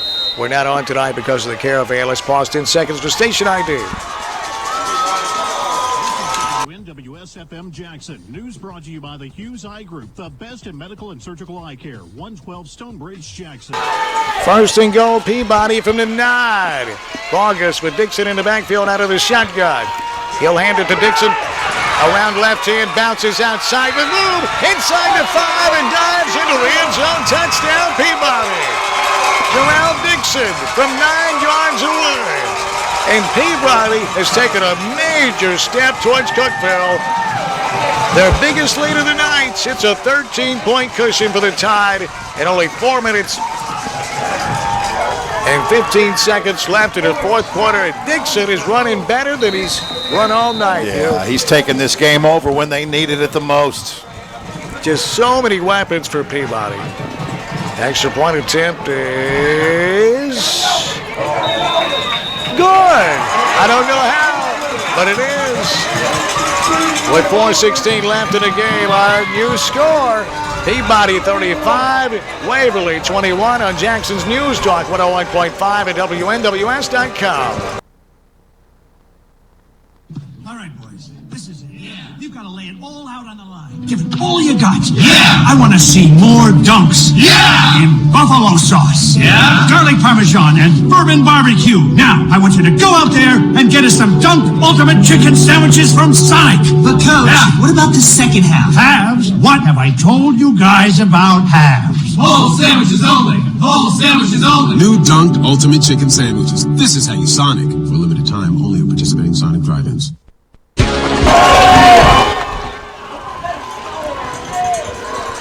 Peabody football brought to you in part by Raspberry Service Center. 2216 Highway 45 bypass Trenton. Also by Trenton Medical Clinic, 120 Davy Crockett Mall in Trenton. All supporting the Tide. Along with Hickerson Automotive Group on the 45 bypass in Trenton. Here's Peabody kicking off. Price breaks. It's a ground ball and rolling around at the 30. Scooped up just inside the 30 and then taken off his feet near the 30 for Waverly. That's Colton Cochran. And Waverly it's going to take a miracle with 4:12 left in the game. Not only, to tie the game, but Waverly has quick strike capability, but that also means they got to get the ball back for that tied offense. And Dixon is just steamrolling right now. How critical was that drop on the screen that was set up for Dixon? Boy. I mean, we got a different situation. J.D. Dixon for Waverly. Here's Stanfield drifting back to throw. Lofts it center of the field, and this one is broken up and incomplete. Is Dixon for Waverly. Had to play to J.D. Dixon. Actually had to break that one up. Stanfield just swamped that right down the center of the field. Hoping Dixon could make a play. It was well covered, and Dixon actually knocked it away from Eli Hamilton. Eli would have had his second INT. Clock stops, 4:04 left in the game. 2nd and 10. Stanfield drifting back to throw. Stanfield fires near the sidelines. Got a man. It's caught at the 47-yard lines and 47-yard line and out of bounds. Colton Cochran has 13 and a first down for Waverly. Clock stops as Cochran steps out of bounds. We at the sideline and Richard, the narrator, Barber. You can see these Peabody safeties playing deep center field. They're going to give them the stuff underneath. Let that clock run and get out of here. 1st and 10 Waverly from the Tiger 45. Stanfield with 2 wide receivers. Now make it 3. Dixon in motion. Here's Stanfield drifting back to throw. Firing, looking for Dixon, and he has it at the Peabody 47. Breaks 2 tackles. Down the sideline he goes to the 40, to the 35, and tackled near the Peabody 30 by Cortland Wade, and a flag comes in near the Peabody 35. This may be a block in the back. It is on Waverly. Going to be a spot foul, so that occurred near the Peabody 35. So Waverly should have it 2nd down at about 5, I believe. Boy, but it just goes to show what a player that Dixon is. Doesn't he remind you of Johnson from Springfield that we saw last week? He really does. Just tough as he can be. It looked like that probably should have been blown dead, but they let it play out. It was a good thing because he wasn't out. Yeah, that's... Not that he was out of bounds, okay. But look, his momentum had stopped. But hey, listen, let him play. Yeah, no doubt. Make it 1st down and 7 after the penalty.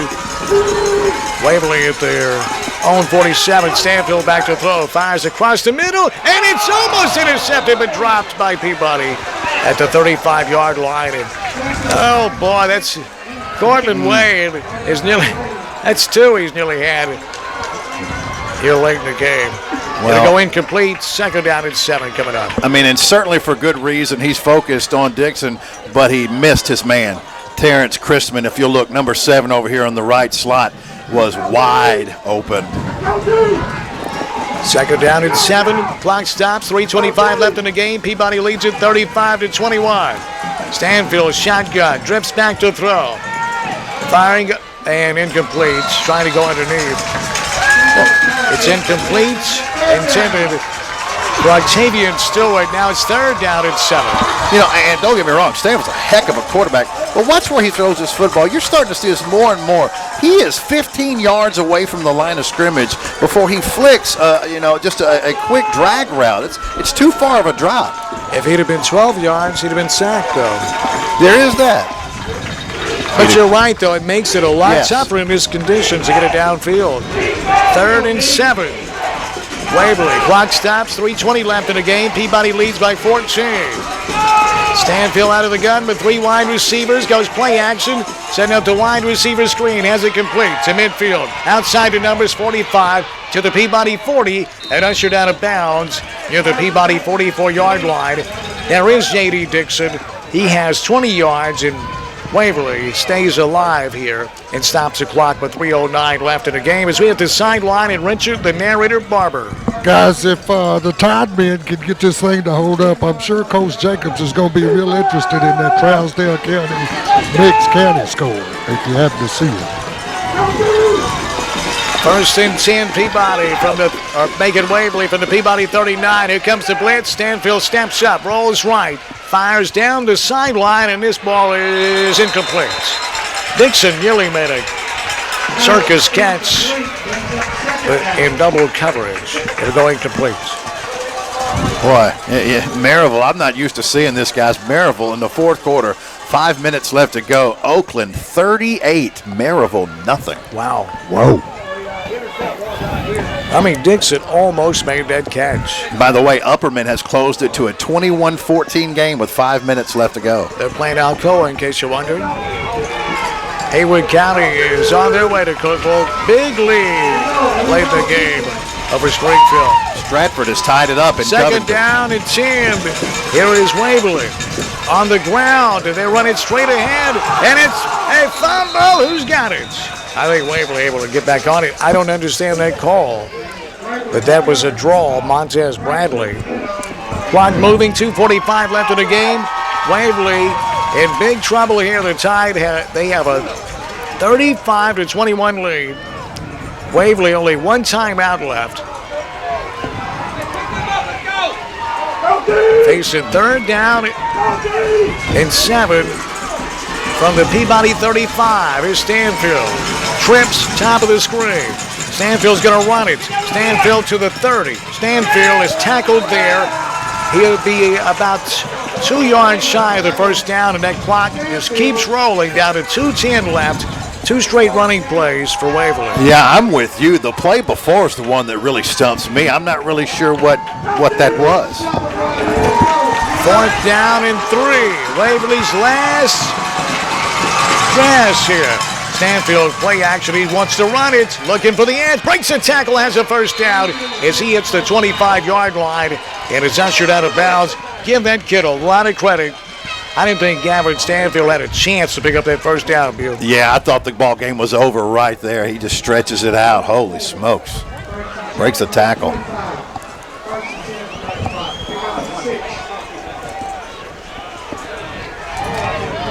Clock stops, 1:48 left in the game. First and 10, Waverly. From the Tide 25, trips here near side. Stanfield out of the shotgun. They'll hand it off again. It's a draw. Not much yardage there. I don't understand it. Now Waverly's going to have to burn their final timeout with 1:43 left in the game. This almost reminds me of the Super Bowl with the Eagles and the Patriots down in Jacksonville. They were down by 10, the Eagles, and they took their time and took about 7 minutes off the clock to get within 3 points, but didn't leave themselves any opportunity to tie the game up. Yeah, Danny, I'm miffed. I mean, one time I really can't get, but twice, yeah, you're the one down 14. You know, I really don't get that. I mean, even if you bust an 8-yard play, well, that's wonderful, but it's not worth the time you're using. Now, narrator Peabody will gladly give up 8 yards. Oh, yeah, they'll give up that 8 now. I understand if you've thrown 5 or 6 in a row that with a couple of minutes to go, you run a quick draw just to try to pop something or keep it honest. But no, twice I can't go. I can't co-sign that, Don. Second down and 8, Waverly. Trips here near side. A minute 43 left in the game for the Peabody 23. Stanfield drifting back in the pocket, looking to throw. Here comes the pressure. He'll roll left, fire across his body, and incomplete, almost intercepted. Eli Hammond's had it in his clutches and dropped it. It'll go incomplete and stop the clock. Now we got an injured Tiger. The clock has already stopped, sir, on the incompletion. There's one of the fans is screaming at the officials. He's not really hurt. He just wants to stop the clock. And someone needs to point out the clock stopped on the incompletion. They want to go to They want to go to Cookville. I think that fan is short for fanatic, I believe. Speaking of that, guys, let's give this Peabody crowd and also Waverly, if you look across the way, it was a nasty night. They came here to support these kids. Sure did. 3rd and 8, Waverly with a minute 35 left in the game for the Peabody 23. Peabody's leading by 14. Stanfield back to throw. Here comes the blitz. He's in trouble. He steps up, and he goes down. He's sacked at the 29. It's a loss of 6. And Waverly evidently did have one timeout left, and they burn it. Listen to this Peabody crowd. Oh boy, a minute 26 to Cookville. Here's some scores. Cornersville has knocked off Lake County 21-8. So 21 unanswered points by Cornersville to win that game at Lake County. Cornersville 14-0. They head to Cookville. Henry County's headed back to Cookville. They win 13-7 over Beach. The Patriots 13-1 of the who'd they lose to, Bass? I forgot. Germantown 31-21. Right. Knoxville Central has beaten Knox Catholic 24-19 in Class 5A. Greenville 43, Maplewood 8. Maplewood were they unbeaten? They were 12-1. 12-1. So Haywood County is going to face Greenville for the state championship in Class 4A. 4th and 13 for Waverly as the rain pours down again from the Peabody 23. I'll make it the Peabody 29.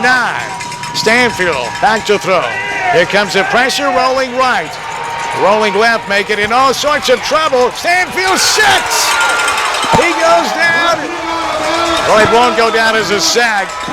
He got across the line of scrimmage, and then he's ambushed near the sideline.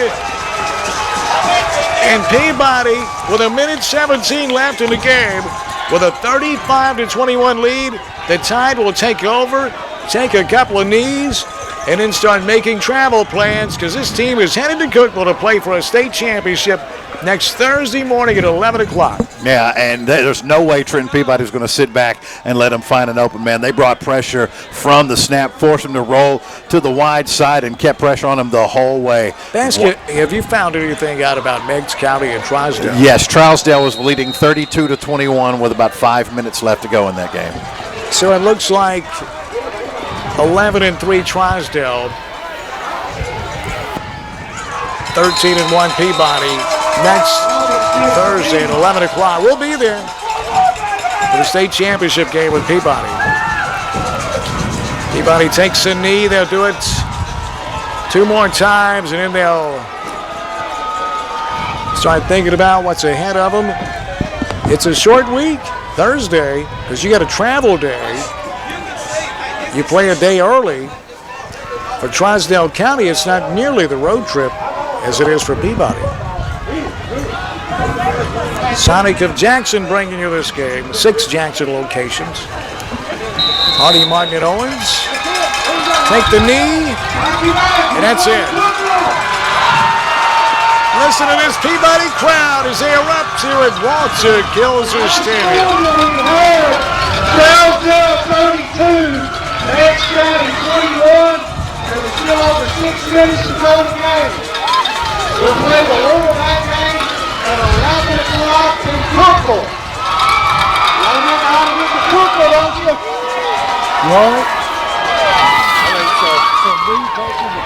What a game. What a season. And it continues next Thursday morning at 11 o'clock in Cookville on the campus of Tennessee Tech.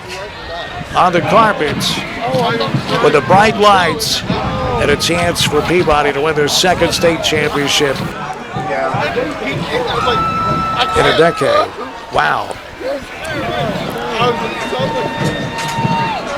What a game.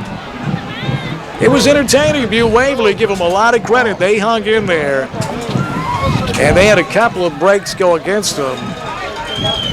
But Peabody put so much pressure on you not to make a mistake, and if you do make one, they make you pay. The play that I will go back to was a screen that Waverly had set up perfectly. They were trailing, I believe, 28-21. Just a few minutes left to go in that football game. In this football game, if they completed, they easily pick up the first down and maybe get to the house. The ball fell incomplete. They had to punt, and of course, after that on a short field, it was all Jarrell Dixon. He punched it in from 11 to seal the deal. Actually, a screen pass, Bew. There's about 9 minutes left of the game. It was about 9 minutes. And Peabody, the ensuing drive, they put it out of reach and went up by 14 points. We had 3 lead changes. Largest lead by either team was the final margin of 14 points. Peabody 35, Waverly 21. By the way, Covington in a dogfight. Last we are tied at 14. What's the latest on that? That is still the case. There is a minute 19 left to go in that football game, and it's tied at 14. Wow. The team was 2-8. Beat Pearl Cone on the road, Fairview on the road, and is tied with Covington on the road. How does that happen? Of course, if they win, they get Alcoa. Maybe. You know, that's a one-possession game with Alcoa and Upperman.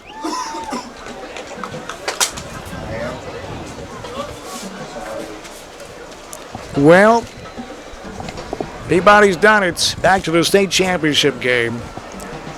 Trousdale County and Peabody next Thursday morning in Cookville for the Class 2A state championship.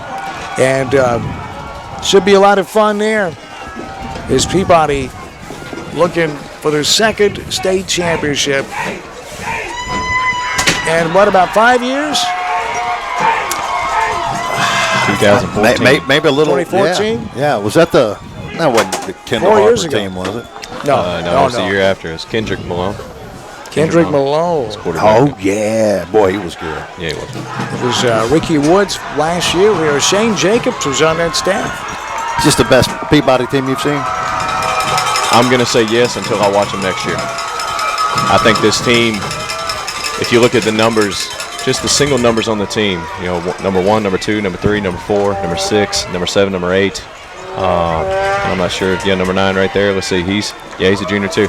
So you got almost 1 through 9 that are juniors right there, and all your playmakers are just some big-time kids. So many weapons on this field. So many good linemen offensively and defensively. And they're so well coached. Absolutely. It's just a juggernaut. It's, I was talking with someone last week and talking about the lineup of coaches that Peabody's been able to put together, and just they have great position coaches in every position, for lack of a better term there. These guys can really coach, and they've done a fantastic job. So Peabody wins it 35-21 to advance on, and it looks like Trousdale County is going to be the opponent. That's a team with a rich history. Oh, no question. Yellow Jackets, boy, they're tough. They are tough. We'll take a 4-minute timeout. We'll come back, and the narrator will speak with the Peabody head coach Shane Jacobs. And we'll tie this one off, but it's a happy night here for the home team. Peabody 35, Waverly 21. Peabody is headed to the state championship. We'll be there with them next Thursday at 11 o'clock in Cookville. We'll be right back on Jackson's News Talk 101.5 and WNWS.com. Browse tons of new brands with over 500 firearms in stock at RFC Tactical in Milan. RFC Tactical is your largest local direct Benelli, Browning, and H&K dealer in West Tennessee. RFC Tactical is newly located across from Walmart in Milan. You can trust RFC Tactical's experienced, knowledgeable staff to assist you in your next purchase. RFC Tactical can get you started with your first firearm purchase with the right ammo, scope, accessories, and now hunting gear. Let West Tennessee's premier hunting and shooting sports store show you why they support gun rights with their devotion to help protect our children, educate our fellow citizens, and all the while supporting avid hunters and the veteran community. Shop RFC Tactical in Milan Monday through Saturday, 9 a.m. to 7 p.m. or Sunday, noon till 6 p.m. Hey, Justin here, owner and operator of RFC Tactical. As a former Army combat veteran and family man, I understand the importance of protection. I'll make sure you have a positive experience. It'll be friendly, fast, simple, and the only thing intimidating in here are the firearms. RFC Tactical, now located across from Walmart in Milan.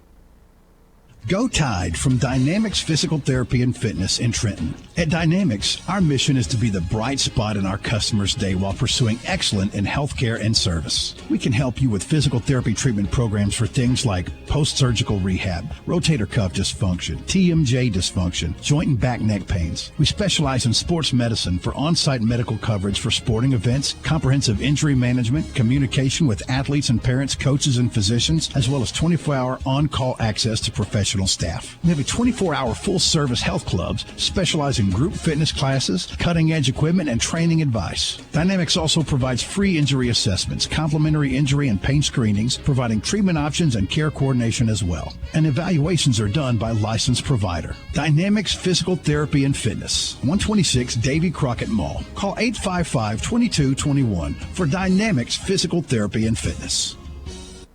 LA Realty LLC was started in January 2000 by longtime Gibson County native and real estate specialist Lynn Arnold. Since that time, our team has grown to include an office in Trenton, led by Ed Norman and many talented professionals who share the common goal of making your real estate goals a reality. We've been involved with the buying and selling of homes in Trenton and adjacent areas for over 10 years. Since inception, we've been an important part of the local community, and we will continue to serve all of the area's real estate needs for years to come. For residential and commercial real estate, contact Ed Norman at 855-9899 or 571-7092. That's 571-7092. That's Ed Norman at LA Realty, 107 West Court Street in Trenton. Tour our listings at larealtyllc.com.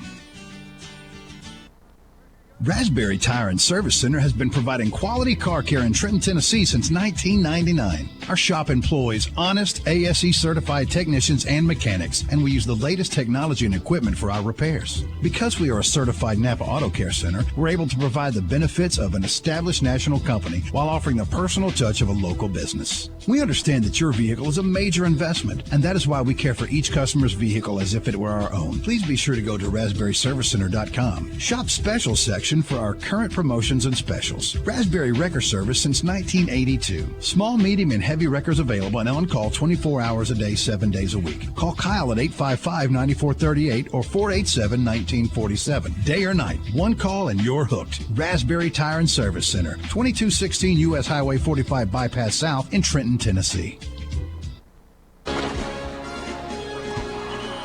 Well, it is a wild scene here at Walter Kilser Stadium in Trenton, Tennessee, as the Golden Tide once again are headed back to the 2A state championship. Looking to see if this Trousdale game's gone final. They were up by 2 touchdowns over previously undefeated Meigs County with just a couple of minutes left to go in that football game. That game was played in Trousdale County.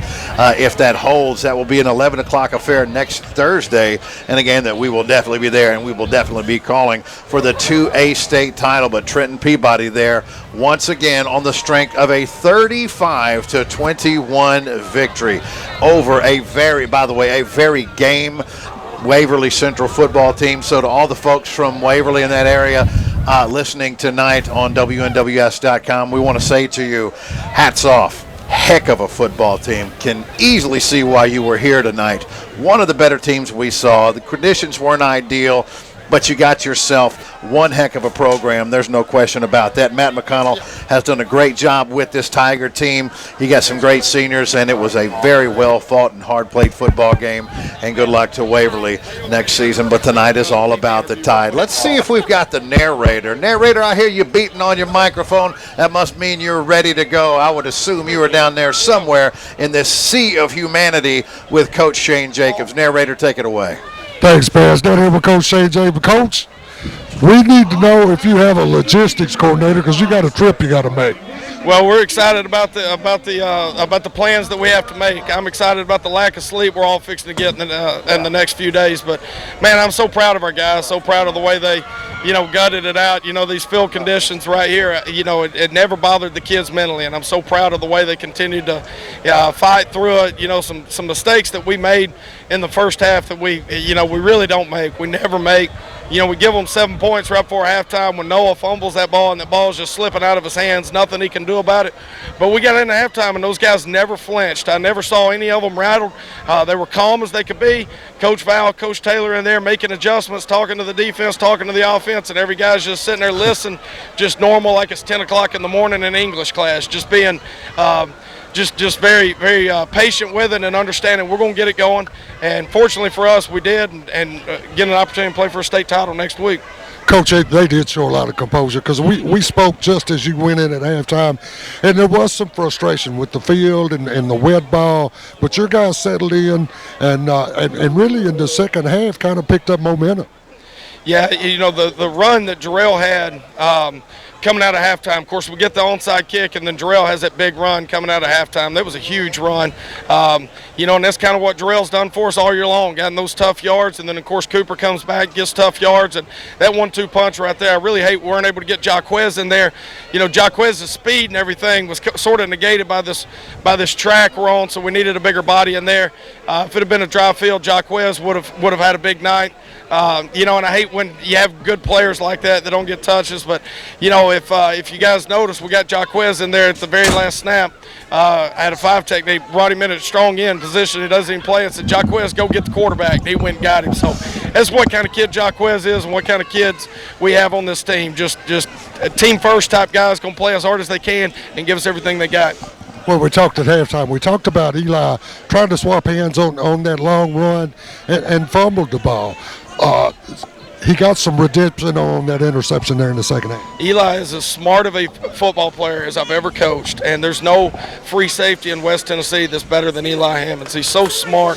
He does so many things that the average fan, is not going to be able to see with the checks that he makes and the formations and getting us lined up.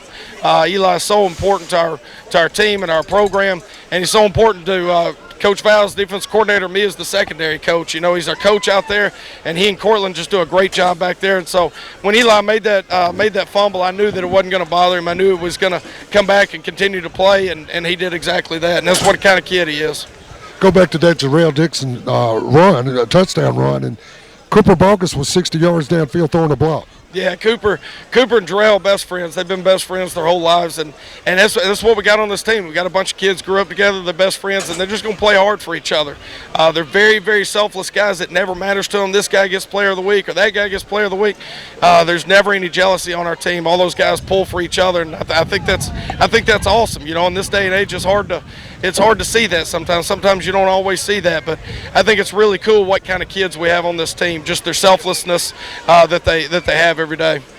A little bit surprised, Coach, when we looked at scores that they had. We saw 60 and 50 putting up offenses putting up big numbers on their defense.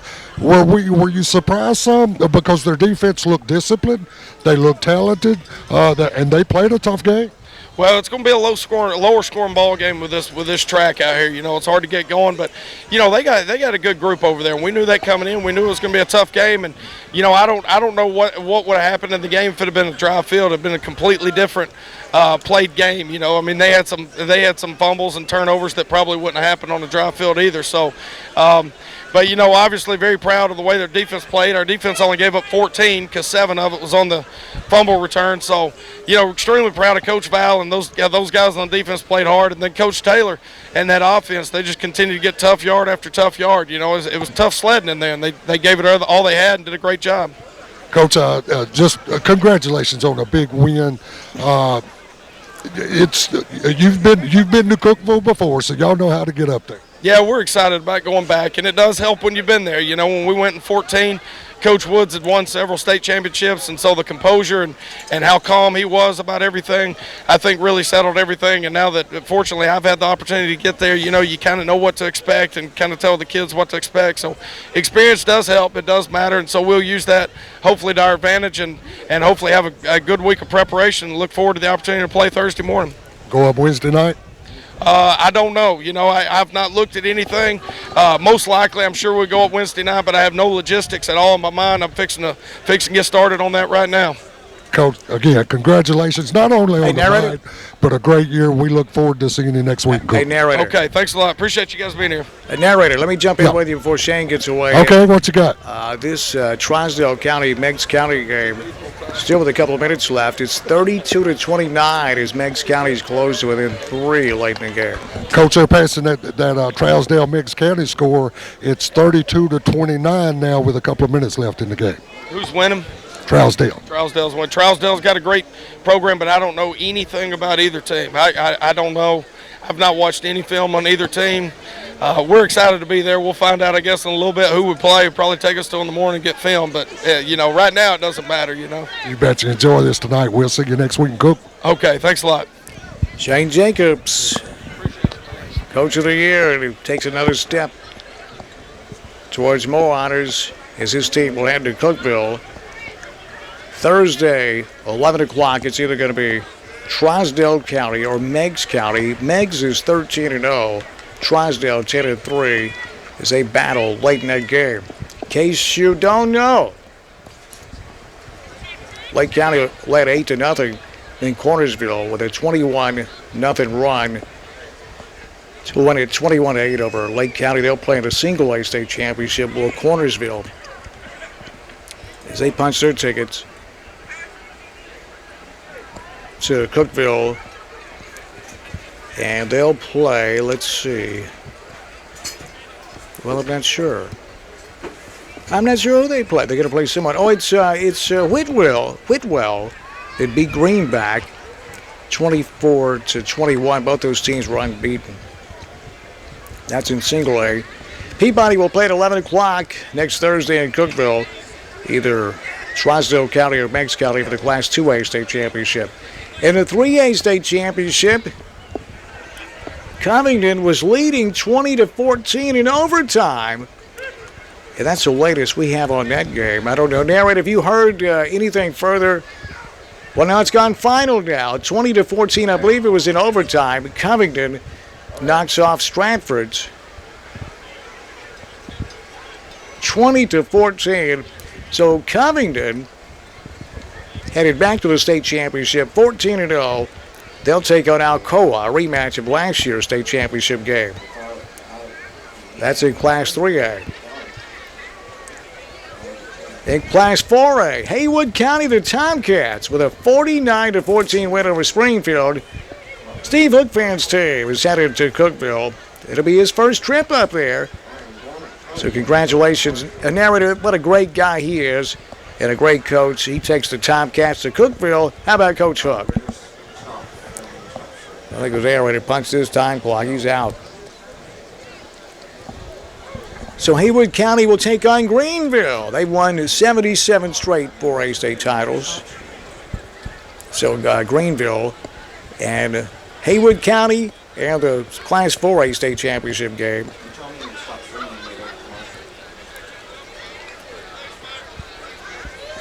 Greenville knocks off Maplewood 43-8. In 5A, Henry County's headed back to Cookeville as the Patriots knocked off Beach 13-7. So Henry County playing for another state championship. They'll take on Knoxville Central. They knocked off Catholic 24-19. Henry County 13-1, and Knoxville Central 12-2. That's the 5A state championship game. In 6A, Maryville gets a rented mule put on them tonight. 38-0, Oakland beat Maryville. So Oakland playing for the 6A state championship this year as Maryville has just been dominant in that classification for a long, long time, ever since they started, when open enrollment started forming those all-star teams. We don't know who they're going to play just yet, Mew. It's Whitehaven and Ravenwood in the fourth quarter, 30-24 Whitehaven. What a game that is. Well, that was a 17-0 lead at the half for Ravenwood at the Haven, so go Tigers. Hey, who won the Whitwell game? Because if Whitwell won, all my Whitwell picks, won. 1 through 6, are still alive for the state championship. Well, let's talk about your picks for a little bit here. All right. I'm down for it. I know you are. 24-21, Whitwell knocks off Greenbank. There was two teams that were unbeaten there. Yeah, the only team in the semifinals. It was amazing. I think their records were like a combined 51-1. The only team who had lost a game in single A in the semifinals was Lake County, and they were 12-1. Boy. Let's take a 4-minute timeout. We'll come back and piece these brackets together for you. Here it's live at Walter Kilzer Stadium in Trenton, Tennessee. With a tie, they roll on back to Cookeville, 35-21. Winners tonight over Waverly. This game is presented by Phelan Estes Insurance. Oh, shit, boy, what a great place that is. Auto, Home, Life, and Business Insurance, 118 East Eaton Street in Trenton. Phelan Estes Insurance. By Hickerson Automotive Group, 2052 U.S. Highway 45 bypass right here in Trenton, your Napa store. By Eddie's Pharmacy, 114 David Crockett Shopping Center. With Clarence and Eddie, and what a wonderful place. Free delivery, Eddie's Pharmacy, 855-1000. By Dynamics Physical Therapy and Fitness Center in the Davy Crockett Mall right here in Trenton. They do a wonderful job taking care of the Tide, and they do a great job taking care of you as well. By Rock and Dough Pizza, downtown Jackson and the Jackson Walk. What a wonderful place that is, huh?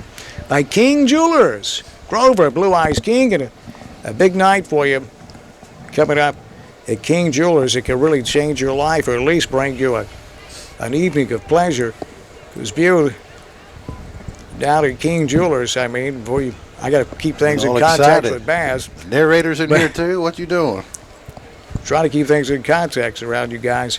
But King Jewelers coming up is on December the 6th, wine, cheese, and hors d'oeuvres, and you can register for giveaways that night. 2 watches, nearly a 1 carat, I don't know what, nearly a 1 carat diamond circle pendant. It's valued at $980. I mean, just gorgeous. Giving that away. Earrings and other prizes. Stop by and register early and often because that drawing's on December the 6th, but you be there that evening. And there'll be wish lists made out where you can give to your man to let him know what he needs to buy you for Christmas. And guys, you need to go down there as well. There'll be a lot of ladies there with wine and cheese and hors d'oeuvres at King Jewelers, 16B Conrad Drive. And a chance for you to see Grover, Blue Eyes King. Also brought to you by Raspberry Service Center, Tires and Automotive, 24/7 towing on the 45 bypass in Trenton, 855-0099. By Trenton Medical Clinic, patient-centered family health care at the Davy Crockett Mall, TrentonMedicalClinic.com. By Griffin Automotive of Brian Griffin. He can he can fix everything but a broken heart. Griffin Automotive, 403 East Eaton Street in Trenton. Also, we think Sonic of Jackson, America's drive-in with 6 Jackson locations. By Sarah of Jackson, 1 destination and so many choices at 189 Stonebridge. Premier Dental Center. Dr. Stephen Kale, Dr. Joe Leonard, Dr. Chris Arnold, Premier Dental Center in Jackson and Bells and in Milan. The website is premdent.com. By Tennessee Tractor, success through innovation. By Ed Norman over at LA Realty, 107 West Court Square in Trenton. Ed's a great one, isn't he, narrator? Well, narrator's gone again. He's like mad cow disease. First he was here, now he's gone. By Marco's Pizza, 1146 Van Drive in Jackson. Marco's Pizza. Truly authentic Italian pizza. By Masterfit Medical Supply, John Girardi Company. What a wonderful place that is, huh? The Hughes Eye Group. Dr. Matt Hughes, Dr. Casey Davis, and Chief LASIK Surgeon Dr. David Underwood. Also, presented by Outback Steakhouse of Jackson, 194 Stonebrook Place. The number 1 rated Outback Steakhouse in all of Tennessee is right there in Jackson. Also, by RFC Tactical in Milan. Justin Scott was with us. RFCTactical.com. Duck hunters, deer hunters, even the camouflage clothing, of course. The weapon of your choice. Sport rifles. Handguns for personal protection. They got it all and everything in between. RFC Tactical in Milan. Right in there beside Walmart. RFCTactical.com. Also presented by Hardy, Martin, and Owens. Bradley Owens and all those attorneys there in downtown Jackson. Call 424-2151 for a free consultation. 424-2151. Hardy, Martin, and Owens in Jackson. We'll come back and Seabass will set you up and let you know who's playing who. Starting next, I guess Wednesday, Thursday, Friday, and Saturday.